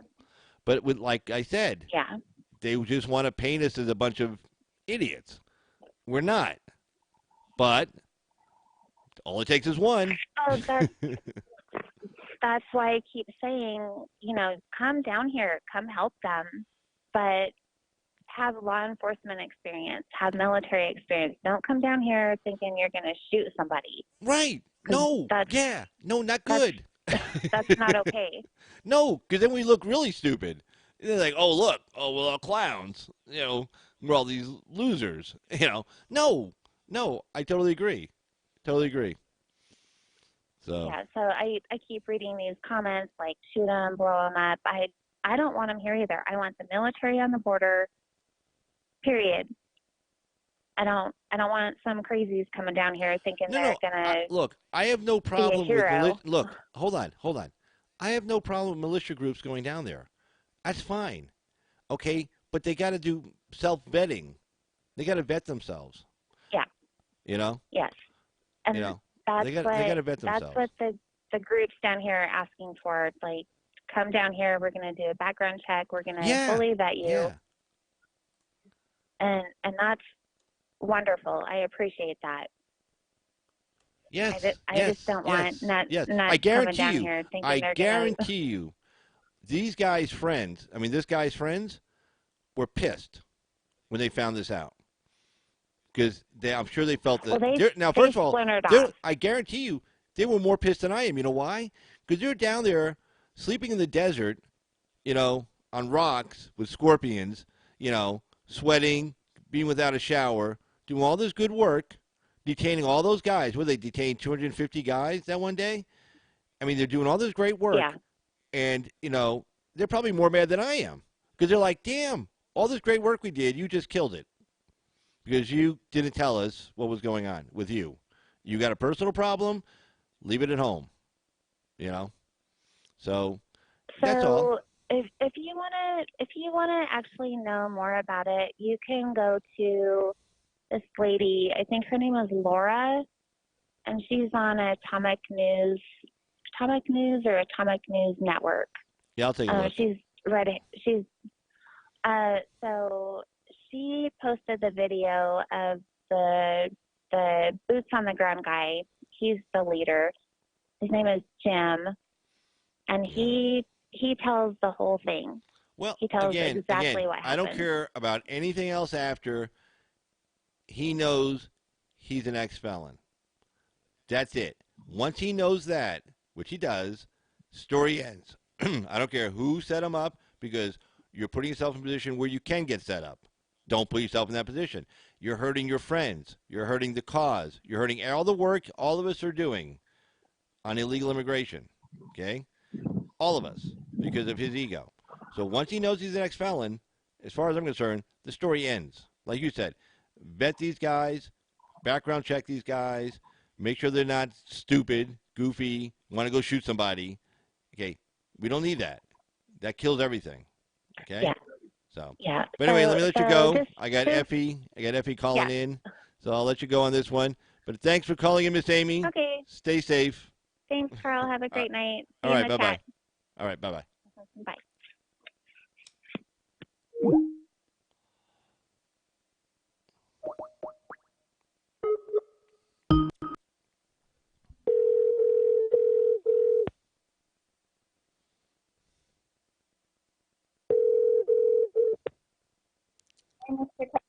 Hello. Hi. Hey, how you doing? So you want to get this? You want the skinny on this guy? Yeah. Okay, because I don't want to be pissed all night. So please tell me I'm wrong. You're absolutely correct. Oh. This guy has a series of arrests, and what he was convicted in 1996 in Michigan for unlawful possession of a loaded firearm. But what happened was he was arrested again in Oregon in 2006 for, get this, impersonating a police officer. Oh. Well.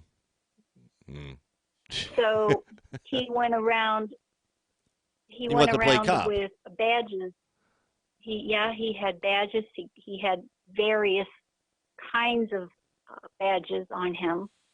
He referred to himself as different kinds of officer. I'm a special agent. I'm an FBI agent. He was prohibited from possessing firearms and ammunition. And Because of ammunition. Three felony convictions. 3 felony. Oh, wow. 3 felony convictions. He's had a criminal career that has gone for over 20 years. So he's a felon. So- He's a wannabe cop. You know, I always tell people, Yeah. if you want to be so a cop, I think you hit the nail. Hit the nail on the head with the ego. yeah, if you want to be a cop, Well, he's a legend in his own mind, and I Right. think he probably kept all this from the people that he went to the border with. oh, definitely. No. Those are good Or people spun down a there. yarn, you know. Yeah. I mean, these people, I've dealt with this kind of person. They position themselves as the victim. They spin the sad tale of woe. Everybody's out to get them. It's not their fault.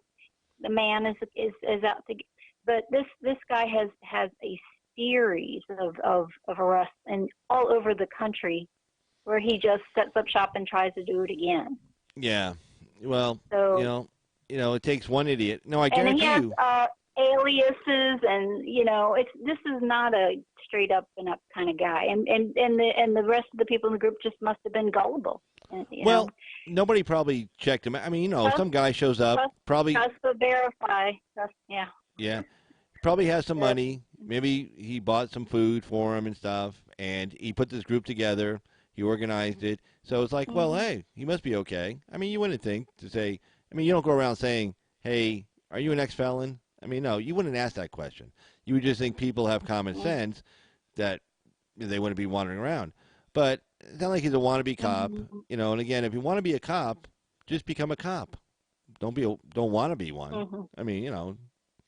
But you know, yeah. See, it just takes one guy like this, you know. But that's okay. They got rid of him. Okay, so he's gone. But no, I guarantee you, the people who were with him were more pissed off than I am. Because again, they're the ones sleeping outside every night. Yeah. Okay, without taking a shower. You know, I take a shower every day. You know, these poor guys, they're out there sweating and they're sleeping in the same clothes and, you know, wandering through the desert. You know, it's hot, it's nasty, there's bugs, you know, and they're carrying all that gear and ammo, and that's heavy. You know, water, you got to carry enough water. That's a lot of weight.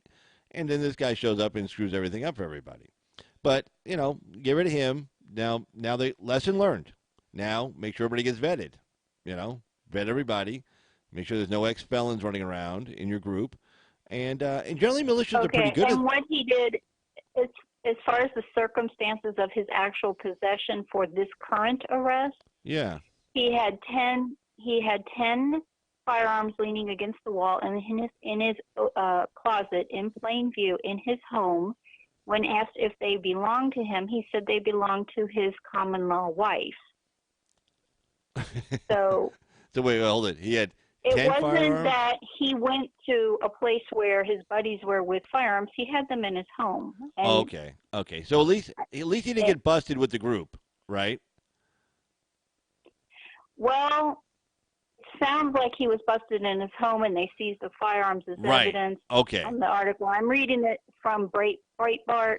You know, and Breitbart. Breitbart would be sympathetic Oh, to definitely. this Yeah. guy if he Oh, yeah. was indeed on the up and up. Oh So, yeah, no. Breitbart's on our side. Mhm. Yeah, they're with us. Yeah, Yeah. or you know we're with Yeah. them. Whatever. Yeah. So no, if they're writing this, you know, they're Right. probably pissed off too for the same reason. Yeah. It's like, Yeah. so he had 10 firearms in a closet. You said leaning against the wall. Is that what you said? Yes. They said that they were in plain view. The closet didn't have any doors, and they were asking if they belonged to him. I don't know why that mattered, and he said they belonged to his Murphy, his common law wife.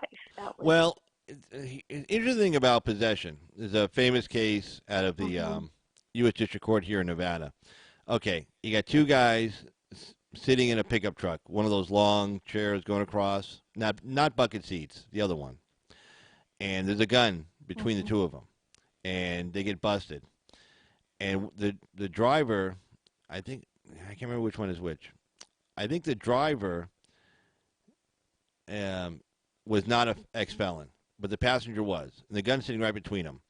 And so the U.S. District Court judge said, well, this guy claims it's his gun, and so the other guy's not in possession, even though he could have reached it.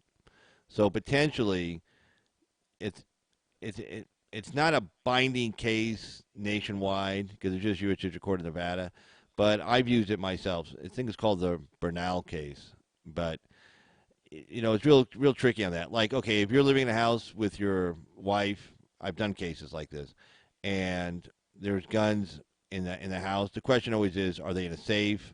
Do you have a key to the safe? Do you have access to the gun? Have you held the gun before? Have you ever moved the guns? Have you gone shooting at the range with them? All those kind of questions go into the case. But still, though, he's an ex-felon. His wife doesn't own 10 guns leaning in a closet. It's not like this guy. Yeah. So, I mean, you go to jury. I ran you go to down jury a on couple that. of older articles, or a couple of articles rather pertaining to his older arrests from other sources, where they really kind of get into the ugliness of his previous convictions, because the Breitbart article kind of skips over what those felonies were for. They mention impersonating an officer, but and according to other reports that are less sympathetic, he pretended to be a bounty hunter. He pretended to be a special agent. He pretended to be several sorts of law enforcement. Yeah, he's just some idiot. He's just some guy who wants to be something he's not. I mean, some people want a shortcut. They don't want to put the work in. Mm-hmm. Like Amy was saying, like to become a Border Patrol agent, it's like a 6-month academy. Well, some guys don't want to do all that work.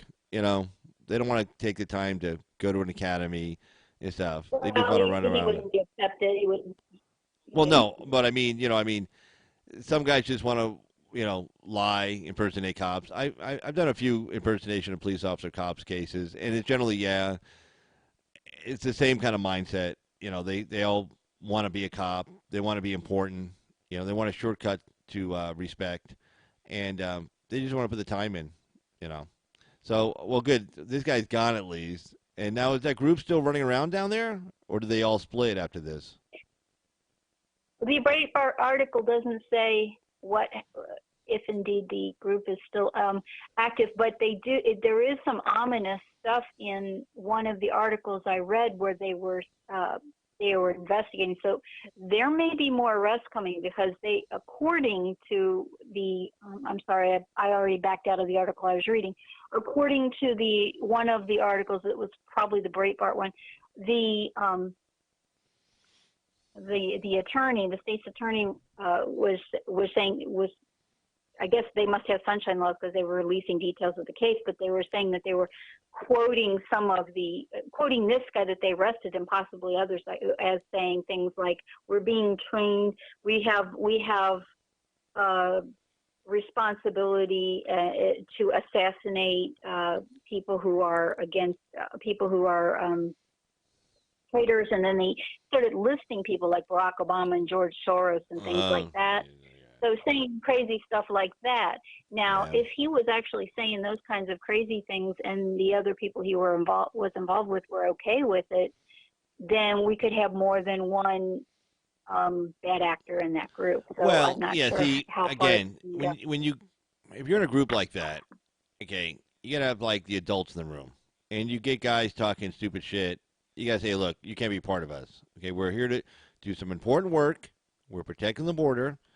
We're assisting with detaining, like somebody commits a felony or a misdemeanor in your presence, you can arrest them. You have lawful right to arrest, like a security guard. If you're shoplifting, a security guard can arrest you, detain you, hold you for law enforcement. Same thing, no different. So the guy's like, hey, we're doing good work down here. We're down here every day, giving up our time, sleeping in the dirt, not taking showers. And when you have people talking crazy talk around you, well, the adults have to say, okay, look, you guys have to go. Okay, you, and you, get out. Okay, you're down there for the mission. The mission is to keep the border safe. Okay, that's your mission. Oh yeah, and now, you're right. It works against the whole.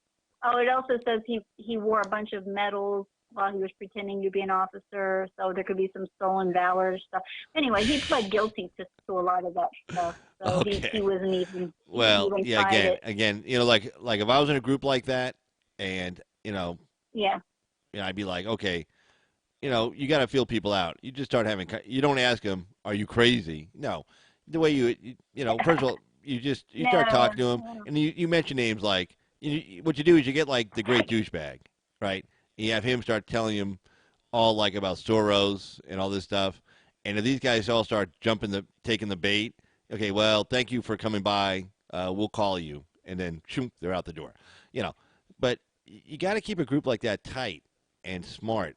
You know, it's real important you do that because again, background checks aren't that expensive. I in the course of my work, I have to provide my background check to the companies, and it doesn't cost that much money.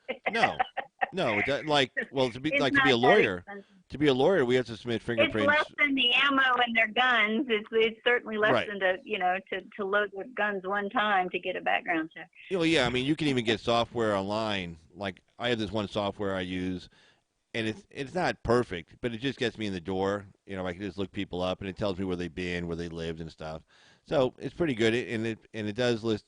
It misses sometimes. It misses like felonies and stuff, but at least gets me in the door. Let me know what kind of person I'm dealing with.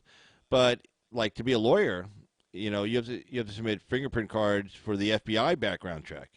Yeah, you know, you can't be a lawyer if you have any kind of moral turpitude crime or a felony in your record. Can't do it. So you know, You know, I mean, you don't want these guys submitting fingerprints, but you at least should get IDs and. Well, the militia groups do that. The guys up north and stuff, the guys who are in militia groups, they do background checks on their people because they're smart. They know we can't have crazy people. Sure, yeah. This particular outfit sounds like because he called himself the quote commander. So this particular outfit sounds like they were not right. Most, yeah, they weren't like a real. Yeah, like there's a bunch of militia groups in Michigan. They're totally tight. I mean. All the guys there are like straight up. I mean, whoosh. I mean, you know whoever runs that militia group doing background checks on everybody, vetting people, make sure there's any psychos with them. You know, because they know it just takes one incident and it can ruin everything for everybody else. So if you form a militia group, if you're in charge of it. The complaint says witnesses also reported seeing the members of the Constitutional Patriots, United Constitutional Patriots, bearing firearms at Hopkins' residence. So they did go to his residence with their weapons. Also, the complaint adds that Hopkins also allegedly made the statements that the United Constitutional Patriots were trained to assassinate George Soros, Hillary Clinton, and Barack Obama because of these individuals' support of Antifa. Well, so, my guess is that was probably news to the people he was talking about. On them. No. Yeah. These guys probably know. Okay. He's probably just making that shit up. Okay. Because these guys are like, hey, man, we don't know what this guy's talking about. He's stupid. Okay. So, and he's just trying to do whatever. But no, if you look, you can form a militia group. Totally in favor of it. But if you're going to run it, then you got to run it like a law enforcement agency. You know, you got to make sure everybody be above reproach. Firearm safety, basic stuff, background checks, and then bring in some good people. Be legally, completely legally above board. Yeah, and you got to go and way this above is a problem. board. Yeah, and exactly what you were saying is happening. I picked it up on Breitbart where I got, I think, probably the straightest version of the story. Then I went to the other sites where you get your less sympathetic versions of the story, and that's exactly by the last half of the story. It's all, and this is why we don't want people interfering with the business of the cops or the state or what have you. Take them law into your own hands. Right. So they're spinning it and using this as probably it's going to affect everybody else trying to do the same thing. Yeah. Correctly. Now, luckily, it really hasn't been around mainstream media. At least I haven't heard a lot about it. So hopefully it kind of ends soon with this idiot. But look. Well, the only real news out there is whether or not we're going to ever see the president's tax returns. You know that, Carl. Well, good. Let him keep distracted with that. That's good. Yeah. Okay. In fact, we should cover that right now. Yes, President Trump, where are your tax returns? I want to see them. So important. I want to know. I want to know. You want to know. Inquiring minds want to know. Inquiring minds want to know. Like Yeah, let's talk Damn about it. that for like the next hour. I That'll mean, be good. I think they don't cover these stories because then that would just remind the people that there is a border and a border crisis, and they're trying to deny all that anyway. Well, So that's funny. even Like, this yeah. story doesn't help that. Right. That's the funny thing. That's a good thing, is that they're so afraid of covering anything at the border. Even a good story for them is a bad story because Yeah, exactly. That's funny. Yeah, because the one thing that they're good at is propaganda. They know what they're doing, and excluding stories is a major part of their bias. It's not just Right. what they say; it's what they choose to not say. Totally agree. Totally agree. Totally agree. Yeah, no, that's the so biggest. Yeah, bias. I mean, It is a shame. Yeah. Well, It's a shame that this story happened. It's a shame that there are bad eggs, and it's a shame that conservatives are always held to a higher standard, and we hold ourselves to a higher standard. But, Well, we do. Of course, we're held to a higher standard. Well, but see, we know that going in. We know we're held to a higher standard. So, and plus, like you said, actually, yeah. like you said, we generally hold ourselves to that high standard anyway. So it really shouldn't be that hard for us to meet the liberals' standard of us, Right. because we're there anyway. Yeah. And if you're not, I mean, I can't get out of our speak damn for movement. everybody else, but I'm more ticked off, I think, at people like this that do this kind of stuff and mess up our brand than I think rather the leftists are. Because Yeah. the leftists are faux offended at everything, so who cares what they feel like? Right. But I think I'm more ticked off about it because I don't want any bad apples in my apple barrel. No. Go join the left. Go join the left. Go Go hang out with AOC. Yeah. Yeah. If you're a bad You apple, fit in better we don't want there. you. Yeah. Okay. Look, here's the Yeah. deal. If you're stupid, okay, or you're a bad apple, leave. Okay. These are the rules. Right. New rules. That's it. Stupid leaves. Period. Done. We don't need any stupid people. We don't need you. No, we don't. Yeah. We do just fine. You think you're Again, helping, we're, but we're, you're we're, not. we're the smart ones. Okay. We do things like tax cuts, deregulation, peace, we don't get involved in stupid wars. We do stuff like that. We invest in the inner cities. We do smart stuff. We create jobs. We make people happy. Okay. That's what we do. Okay. Now, if you're stupid, we don't want you. Okay. Go work at Taco Bell. Yeah. And just let me know where you're working, so I won't go through that drive-through. I don't want you messing up my order. Okay. Some people like working at a drive-thru, but yeah.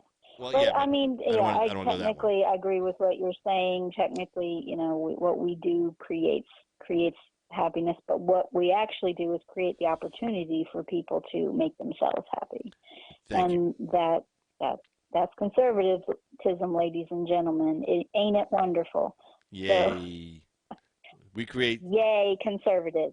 Yeah, exactly. So, okay, we say, this guy's gone. There's the door, and there's a set of keys over there. You need to go pick your key, open the door, and walk through it, and choose your happiness. Mhm. That's conservatism. Yeah, no, I I'm totally a agree. personality, Totally agree. So what do you think about this whole immigration this kind of stuff? stuff What do you think about all pisses me this immigration debate going on right now? Which one?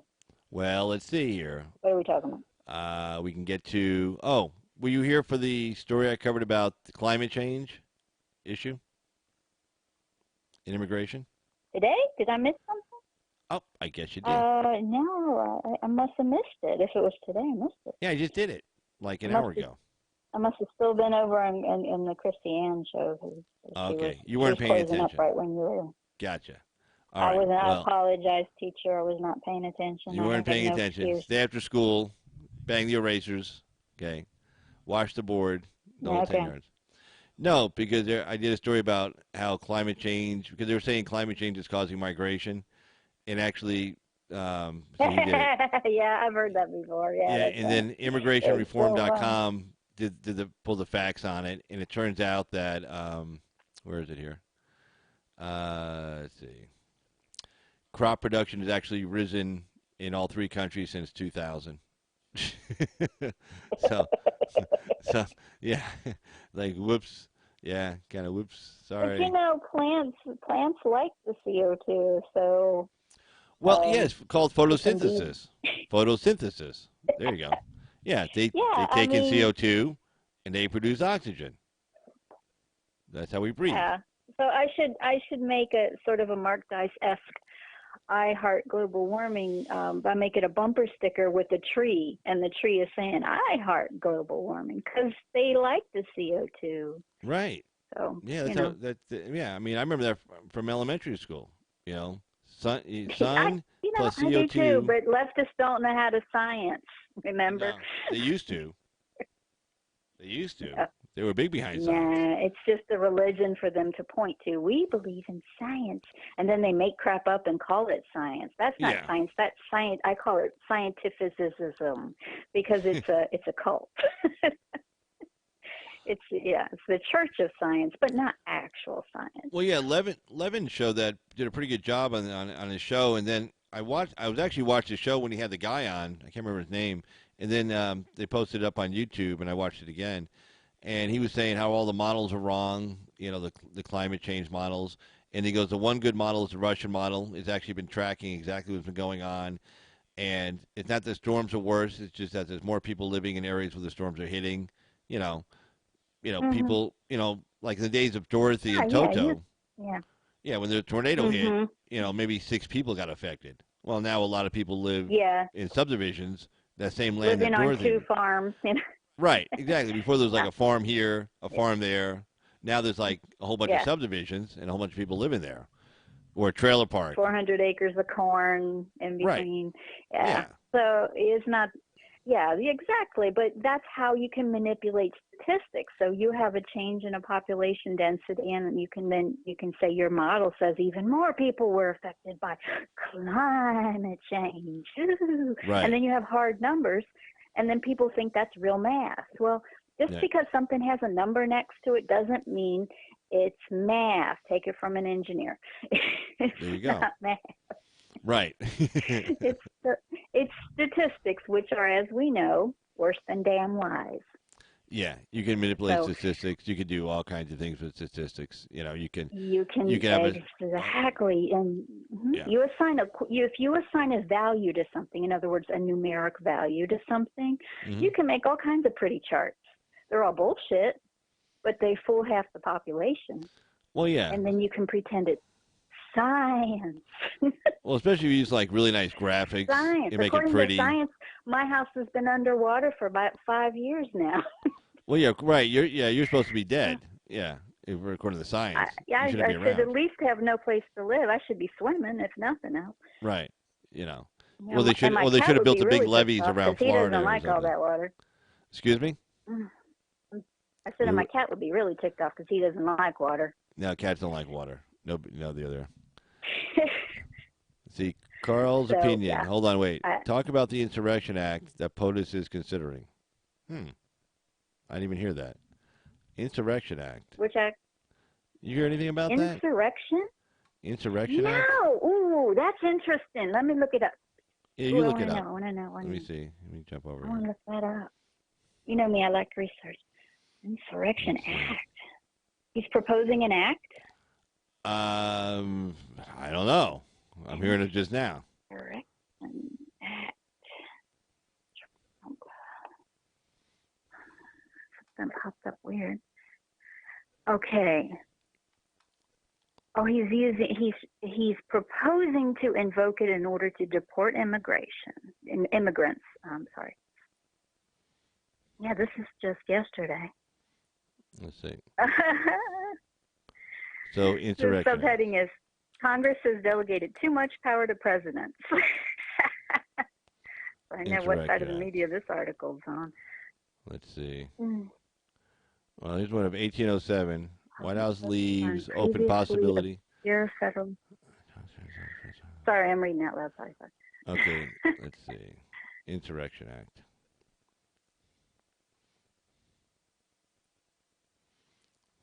Oh, and they're claiming his use of the National Emergencies Act is using something obscure that has broadly that is giving him too much broad power that other presidents. I mean, how many times did the previous president invoke the National Emergencies Act? I think it was in the teens, if I'm All not right. mistaken. Here's the best source. I'm making a joke. Wikipedia. Okay. The Insurrection Act of 1807 is a United States federal law until 2016 found at 10 U.S. Code Chapter 15, blah, blah, blah, blah, blah. Okay. Renumbered to whatever. Okay. That governs the ability of the President of the United States to deploy military troops within the United States to put down lawlessness, insurrection, and rebellion. General purpose is to limit presidential power, relying on state and local governments for initial response in the event of insurrection, coupled with the Posse Comitatus Can I Act. interject?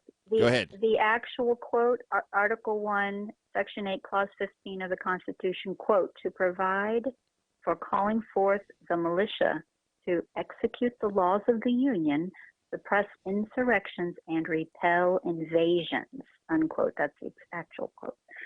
Aha. So that's why they didn't want to use the word invasion. Oh, it's not an invasion. How dare you say it's an invasion? Okay, so it's not the actual Insurrection Act of 1807.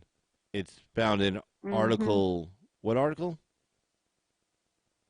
The Constitution? Let me go back, put my reedy specs on. Article 1, Section 8, Clause 15. Article 1, that's the Congress. Why would it be in Article 1? Yeah, Insurrection Act is an umbrella term for a series of statutes that date all the way back to the founding. The authority is under Article 1, Section 8, Clause 15, which is the quote I just quoted. Which allows Congress to pass a law to do that? Let's see. Says the Constitution drafted understood that there would be circumstances in which local authorities were inadequate to protect the populace and enforce the law, and so went out of their way not to only to identify 3 circumstances in which troops could be used, but also give the power to delimit those circumstances to Congress. So they're saying that this is a congressional power.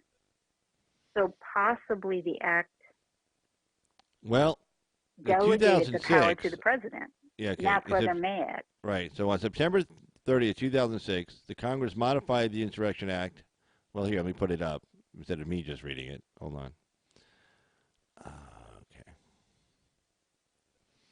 Boom. So 2006, Congress modified the Insurrection Act. Okay, hold on. Widened the president's ability to deploy troops in the United States to enforce the laws. Under the act, president may also deploy troops as a police force during a natural disaster, epidemic, serious public health, terrorist attack, or other condition. When the president determines that the authorities of the state are incapable of maintaining public order. So he has to make a finding that the state is incapable of maintaining public order. Bill also modified the act, giving the president authority to order the dispersal of either insurgents or those obstructing the enforcement of the laws. So the dispersal of insurgents. Well, dispersal is a broad term, like killing them. I don't know. Put him into exile. The law changed this name of the chapter from insurrection to enforcement of the laws to restore public order. And then 2008 repeals the changes made in 2007, and what they repealed in 2007 was the Defensive Authorization Bill, and which also contained changes which passed. Hold on. For military force to be used under the provisions of revised, the president may employ the armed forces. 2008 got rid of this, so.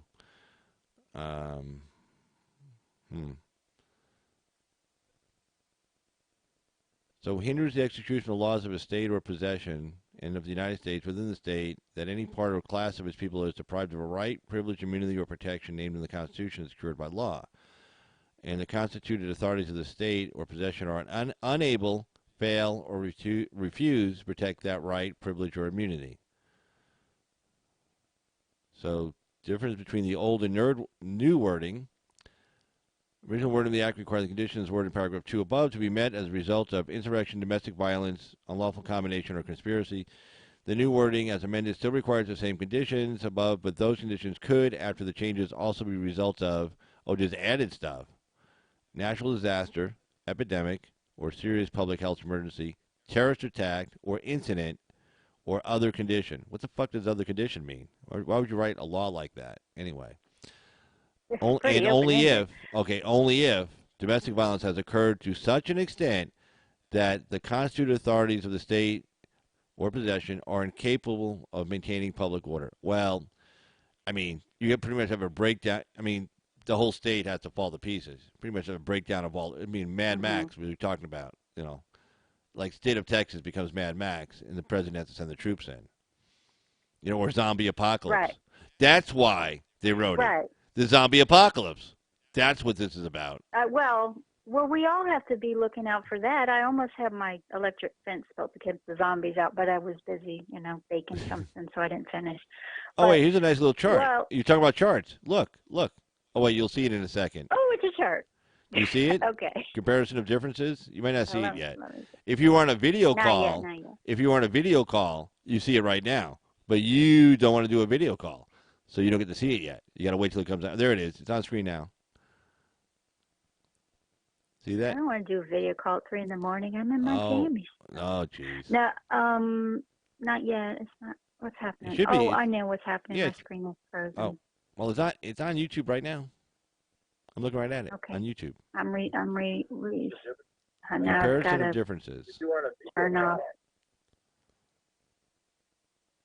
the volume. Okay. Oh, look at that. It's a flow chart. Yep. Well, you're an Traffic engineer. flow. Explain it. There you go. Can you read it? Is it big enough?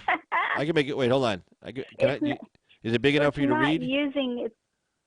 It's not using the programming symbols. It's just got little boxes and arrows, so it's Well, not that's that cool. big. Yeah, it's for us. We're not all engineers, Effie. Okay, sorry. Okay, is it big enough for you to read, or you want me to make it bigger? I'll make it bigger. Make it bigger. That's on it. my Okay, hold screen on. first. Hold on. Okay, here we go. Okay, how's So, that? comparison and differences. I can see. Yeah, I can see it. Well, it Okay. hasn't changed whatever you did yet for me. Well, it but takes I've made it 14 bigger seconds for you. myself. You got to wait 14 seconds. Oh, great. My screen just, Right. Now it'll come Um, back. That's me moving it around. Yeah. Okay, there you are. It's right no, there. no. Well, I don't know what's going on at your house. so- Okay, I have no idea. Okay. So. I don't know what you got going on over there. Like, geez.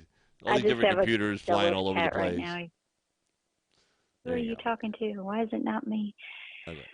So, Right. So the old well, law. now it's worse. Now you Right. made it worse because your header and your footer is covering up the data above and below the beginning of the chart. So I don't know the conditions Okay, hold on. before and after the divider. Hold on. Try that. There we go. Okay. Now, okay. The old one is on the left. New one is on the right. Okay. So now you got to wait another Okay, 14 okay. seconds.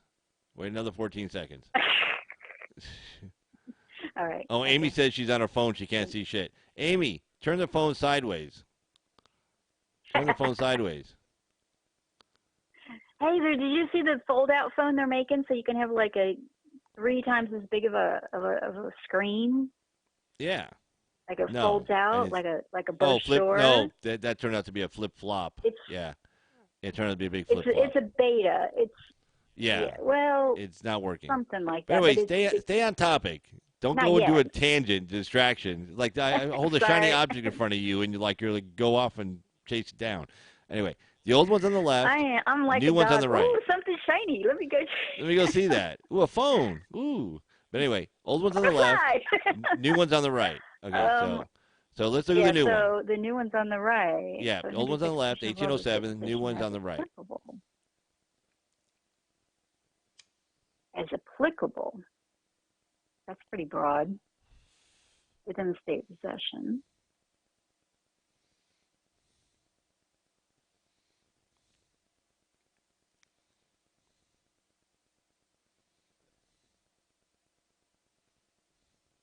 Insurrection, domestic violence, unlawful combination or conspiracy.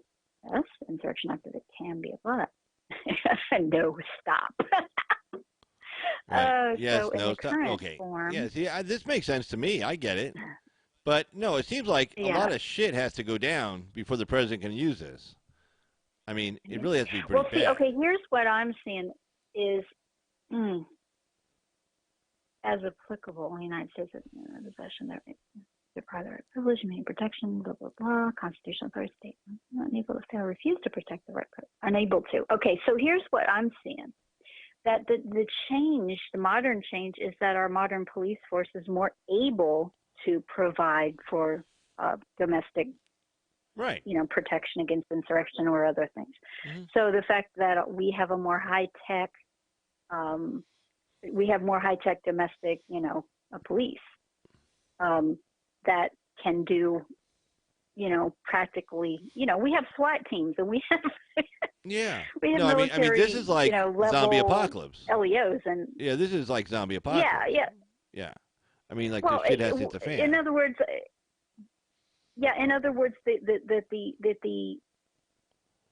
the emergency would have to rise much to a higher level, higher standard of destructive, or dangerous, I guess. Oh, wait, hold on. Mm-hmm. Hold on. When I told Amy to turn her phone sideways, she goes, laughing out loud, yeah. Thanks, Dad. Yeah. But no, sometimes it seems like, it seems like the shit has hit joke. the fan. Shit has hit the fan for this. Yeah, interview. and that it has to in a more dramatic way nowadays because of our, as I said, right. better trained we and have better equipped good communication LEOs. skills. So Yeah, in 1807, they didn't have the internet. They had a guy on a horse, riding around telling people the news. I mean, literally. Well, and they had a sheriff. They didn't have, right. and all of the other stuff. We have interconnectivity and right. access to. Yeah, but I mean, really, the shit has to hit the fan where it's breakdown of order. The stores are closed. The cops are not enforcing the laws because they're at home protecting their own families. Where everybody's, hoarding food. And society rules have just broken down. Now, it reminds me of that movie. Remember that movie? I don't know. You don't see movies. Okay. It was with Ben Stiller. It's like Finding a Friend for the End of the World. Or you saw that? No, but you're going off topic. No. What I'm saying is... Okay, the world's coming to an end, right? And what this movie showed was... Yeah. It showed a little bit of rioting. A little bit. But not a lot. In other words, people were still people. Like, the world's going to end. In this movie, an asteroid's coming. They send up the spaceship. The spaceship fails. And they say, okay, you got, 120 days before we all die. And they showed people kind of like not, burning shit down and, killing each other and stuff. They showed like a TGI Fridays, people there partying and shit. And, people getting out of control. I mean, everybody's doing drugs and, whatever, It's like, why not? We're all going to die. So, but, for this, it looks like for the president to use this, it really has to go down bad, So right, let me see what the story was. Here's where. Go ahead. The chart on the modern side of the divider. Yeah. The modern version. Because apparently we must have enacted some I guess I don't know, I suppose there are no dates, there's nothing where these extra conditions, these no's and yeses. 2006, 2007, 2008. Oh, okay. So because of, I would assume one of those has to do with the what is it, the Patriot Act or whatever. Yeah, right. Anyway, 2006. So you're talking George Bush. You're talking, right after 5 years after 9/11. Okay. Yeah. Okay, so these extra conditions here, well, what I noticed is the one that says, has domestic violence occurred to such an extent that the constituted authorities of the state or possession are incapable of maintaining, quote, public order. So here's the thing. The sanctuary city cops right now are in a tizzy. The ones that are on the left of the argument are in a tizzy over the president wanting to bust the illegals and or fly them, according to what Amy was saying, into their jurisdiction because they can't handle it, quote unquote. So they have just testified to that condition existing, have they not? What, by us busing people into the cities, and they say they can't handle the. The quote, yes, the authorities in and I'm talking specifically about the Sanctuary cities. the police type authorities, in those cities, but the police, chiefs and sheriffs and the people that are the local authorities that this law is referring to, saying that they can't handle this. Aren't they attesting to? No. They say they don't have shelters and housing and stuff to be able to handle the overflow. Because the story I was doing was the Broward County mayor for this one city in Broward County says, look, they said they're sending us stories right the last couple of days. Yeah, they said there's according to this mayor, he goes, they're sending us 135 people, and we don't have shelter for them. So what are we going to do? Well, that's not domestic violence to the extent that the authorities of the state are incapable of maintaining public order. It's 135 people. I mean, it's like, oh, shit, what are we going to do? Help. No. It's going to be thousands. It's going to be thousands. Well, no, it'll be a lot. There'll be thousands. It'll be a lot, but it just here. means 10 cities, Hoover Park, what do they call Hoover Towns, like during the Depression, where they all set up in Central Park. Hooverville. Thank you. Hooverville. Right. Yeah. Okay. So it's going to be like that. Yeah. But it was LEO saying it, and they were saying they couldn't handle it, and whatever the practical realities of what that means, whether it's housing and sheltering or whatever, is the LEOs were the ones that were doing the complaining in the articles that I read. So I'm saying, I don't care what their practical reality of what that means to them. If they're being invoked to do something and make these statements that must have to do with their function as police, whatever that meant, they said they couldn't handle it. So, wait, Amy wrote, hold on. I'm sorry, hold on. but we Amy, can't Amy add wrote to something. their testimony. Hold on. Amy wrote, okay. Eisenhower used it to integrate the schools. I was right, because he sent active duty troops. He sent the 101st Airborne into whatever city that was in Mississippi or Alabama. He sent, active duty troops, not National Guard. He didn't ask the governor, because the governor said, no, we're not integrating. And so then he sent active duty troops with fixed bayonets in Jeeps, armored vehicles, machine guns to patrol the city streets and to make sure those schools got integrated. Yes. Very good, Amy. Yeah. Good catch. Yay. Good deal. And then Bush 2 used it for whatever he used it for. I guess the California riots or something. I don't remember. Oh, he did? Trying to remember. Was that the old man? He did. I remember there was. When I was in law school. I think it was. No? Hold on. It was. No. It would have been Bush 2 because it was not that long ago. Well, I mean, was it during the Rodney King riots? Yeah, Amy says L.A. riots, yeah. Yeah, the Rodney King riots. Yeah, so because I was in law school, and one of my classmates was in the National Guard, and we were in San Diego, and she ended up going into L.A. Uh-huh. Yeah, they drove all the way from San Diego to L.A. in a couple of Humvees and stuff. So, yeah. That's interesting. So, yeah, I guess it can be used. I'm just saying, if we go by the testimony of the sheriffs and deputies that have been given these interviews that I've read the last couple of days in Broward County and wherever else, Miami-Dade, and they're saying they can't handle this. I'm not going to put words in their mouth and say, oh, they're just talking about shelter and food. Well, what does that have to do with the police? They're not the ones providing the shelter and the food for these people.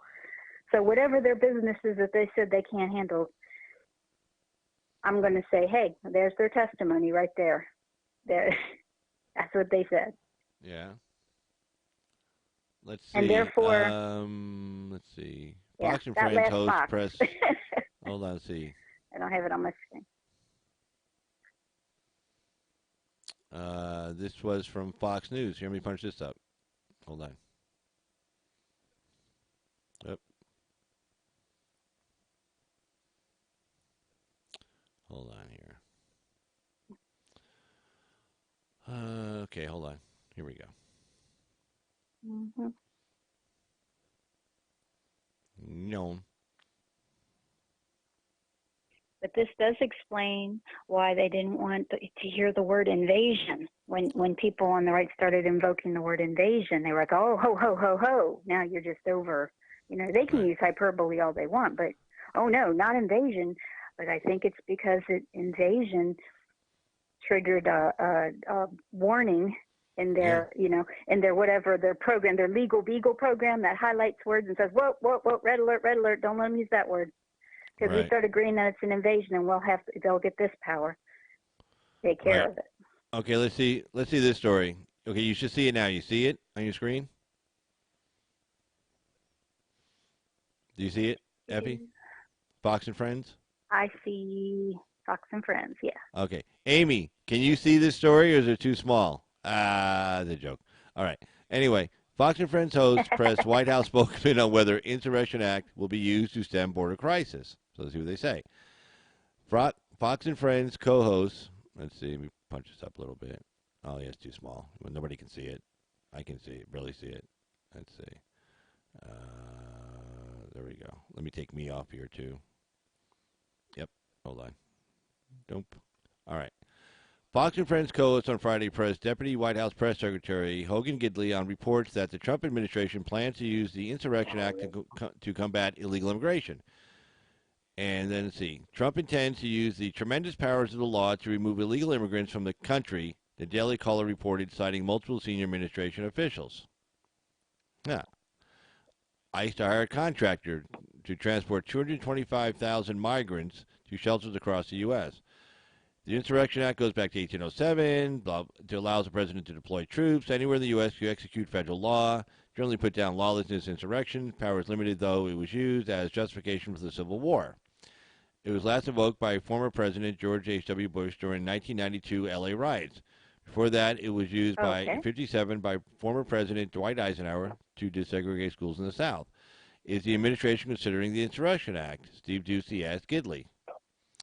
Gidley began answering that Trump will do everything.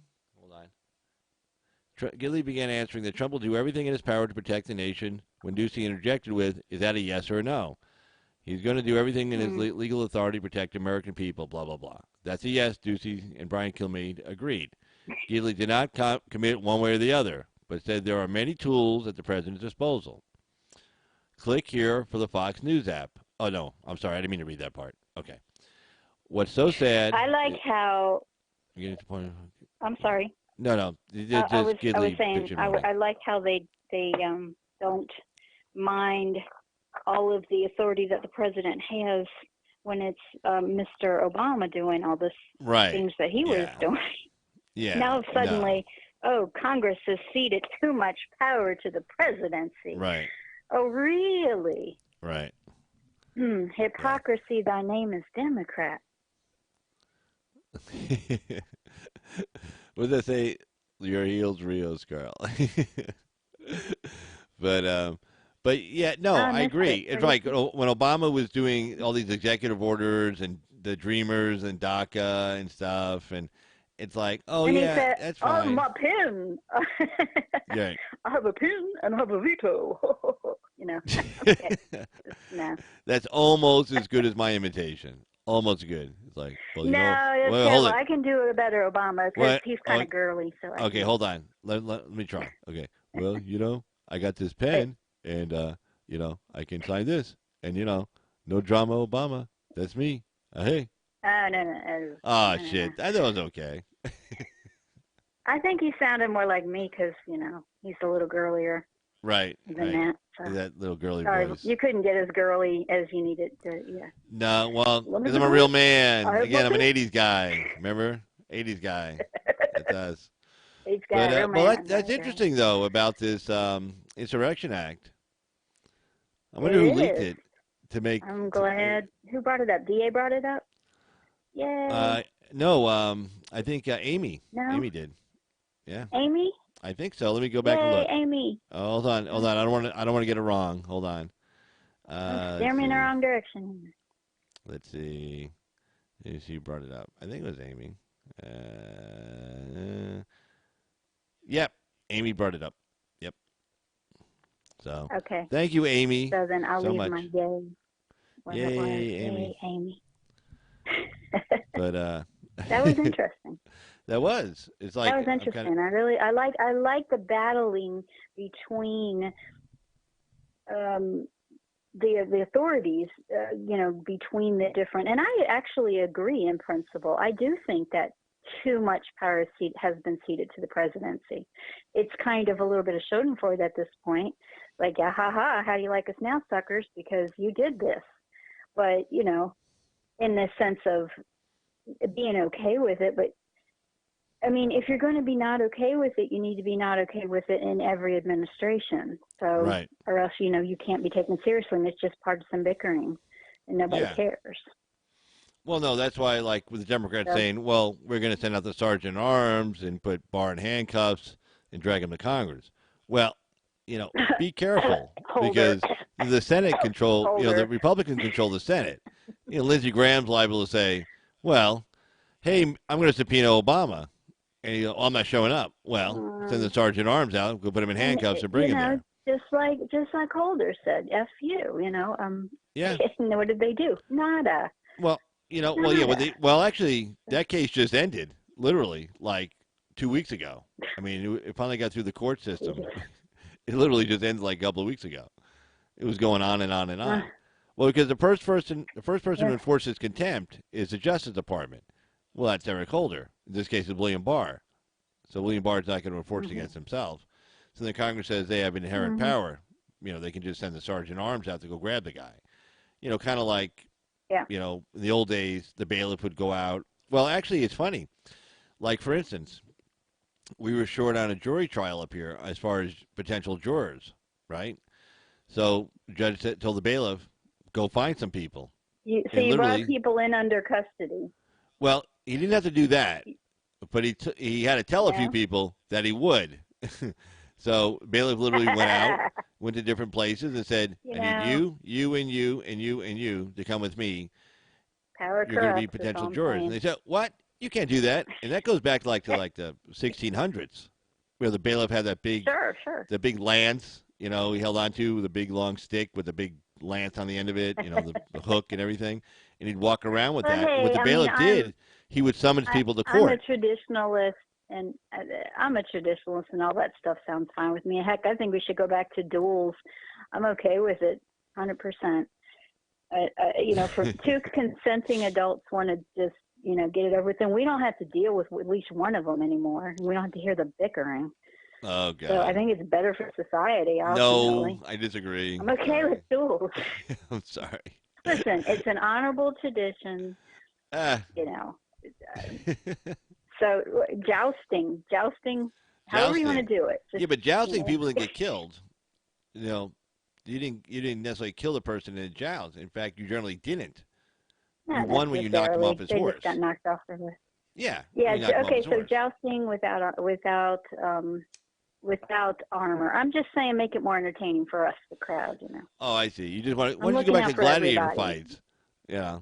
Do gladiator fights in the Coliseum.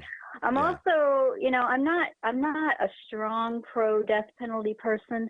However, if we're going to have death penalty, make it count, make it public. And I don't mean public like a few, the witnesses and the newspaper reporter. I mean, make it arena public, televised, pay-per-view.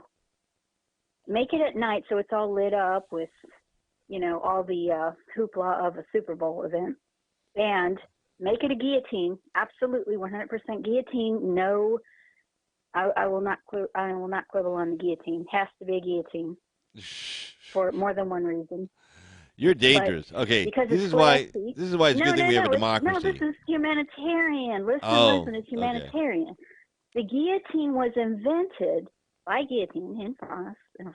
Right, for a painless way to kill people. A painless form of execution. However, it is flashy and scary, and it makes you have that feeling like you just had, like, ooh, scary.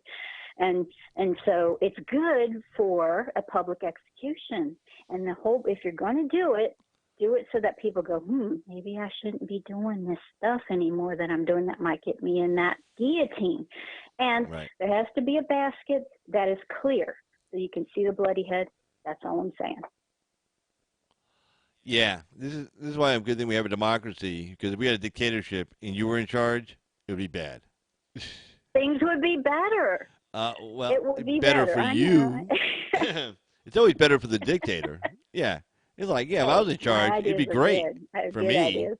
You know, I don't. Are you going to deny the guillotine is a swift and humane I have no idea. form of I never, execution? Effie, I never researched execution that. I never looked up anyway. like, do you die quickly with the guillotine? I don't know. In I my have, travels. I have Oh, because it interested me. Oh, well, see, there you go again. There's as far as rate of failure, pretty much every form of execution we have has an unacceptable rate of failure. The guillotine is pretty close to 100%. So, as far as we know. So, I'm going guillotine because it is the most humane form of execution, and it makes a wonderful public spectacle, which is, if you're going to do it anyway, if you're going to be a society that has the death penalty, then make something out of it. Make it more useful than just offering that one person. They have a limited amount of people that can come in, like the victims of the crime, well, not the victim, if you're like murder, you would change all that. But the family members. All that. No, generally it's like family members, members of law enforcement, prosecution team who were involved in it. Yes, defense attorneys, obviously. Family members of the person being executed. Yeah, it's very limited. No, we don't want that in public. Yes, we put like freaking Saudi Arabia, public beheadings and shit. What do we do that for? It wouldn't be a forced thing like in North Korea where they force you to watch executions and I don't know if you know that, but they put it on TV like pay-per-view. You have to pay for it. No, they have them in town. There's a small bunch of small. No, they don't have money and TV in North Korea. They live in small villages. I wasn't talking about North Korea. I was talking about like if we did it here, you'd say like you'd be limited. Yeah, if we did it here, no, you didn't hear my whole scenario. I have this very well thought out. Okay, we're not going to go there. I'm not going down that road. No. Effie. No. Queen Effie has it worked out. No. Yes, pay per view. So yes, it would be on TV, but it would be by voluntary. It would be pay per view. That's enough because people will be curious enough. Oh God. And probably the sort of people that would end up in that basket would be the sort of people that would want to watch it in the first place. Wait, Bruce. So wait, hold it. You got fans. You got Bruce in there writing pay-per-view Saturday night. Absolutely. Oh God. I'm with it, and maybe some gladiator stuff too for lesser offenses, giving people the chance to fight their way out. Well, yeah, like if you're innocent, God will be on your side and you survive. Is that it? Well, if you're innocent and you're sentenced to 30 years, and the first chance you have for possibility of parole is 15 or whatever your sentence is, and you're like, yeah, do you want to wait 15 years or do you want to fight this guy, for your parole? Yeah. The criminal justice system, the greatest system the world has ever created. The United States criminal justice system. And Effie's going to undo it with gladiator fights. Okay. I'm talking about volunteer. I'm talking about not coerce, not cruel and unusual punishment. I'm not undoing any of that. I'm just saying going back to some of our, hey, we had the duels under our criminal justice system just, a while ago. Yeah, then Alexander Hamilton got killed. We lost Alexander Hamilton, one of the founding fathers. Well, that sucks. Yeah, well, We're going to have some L's. We're going to have to take some L's, but we'll have some W's too. We lost one of the founding fathers, the guy who pretty much founded the U.S. Treasury. Carl, was right I hate there. to break it to you, but they're all dead. They're every one of them. I know. So. It's sad. It is. They'll never die as long as we remember them. The death rate is the same. It's 1 per. So we're all going to go. Wait, they say they will be able to chop 1 million heads an hour. Oh, God. 30,000 guillotines slated in the U.S. Oh, Jesus. Dang. All right. Well, on that uplifting note, we'll go to call it a night for the night. Anyway, Effie, hold on. Don't go nowhere. So I'm just going to say goodnight to everybody. Okay.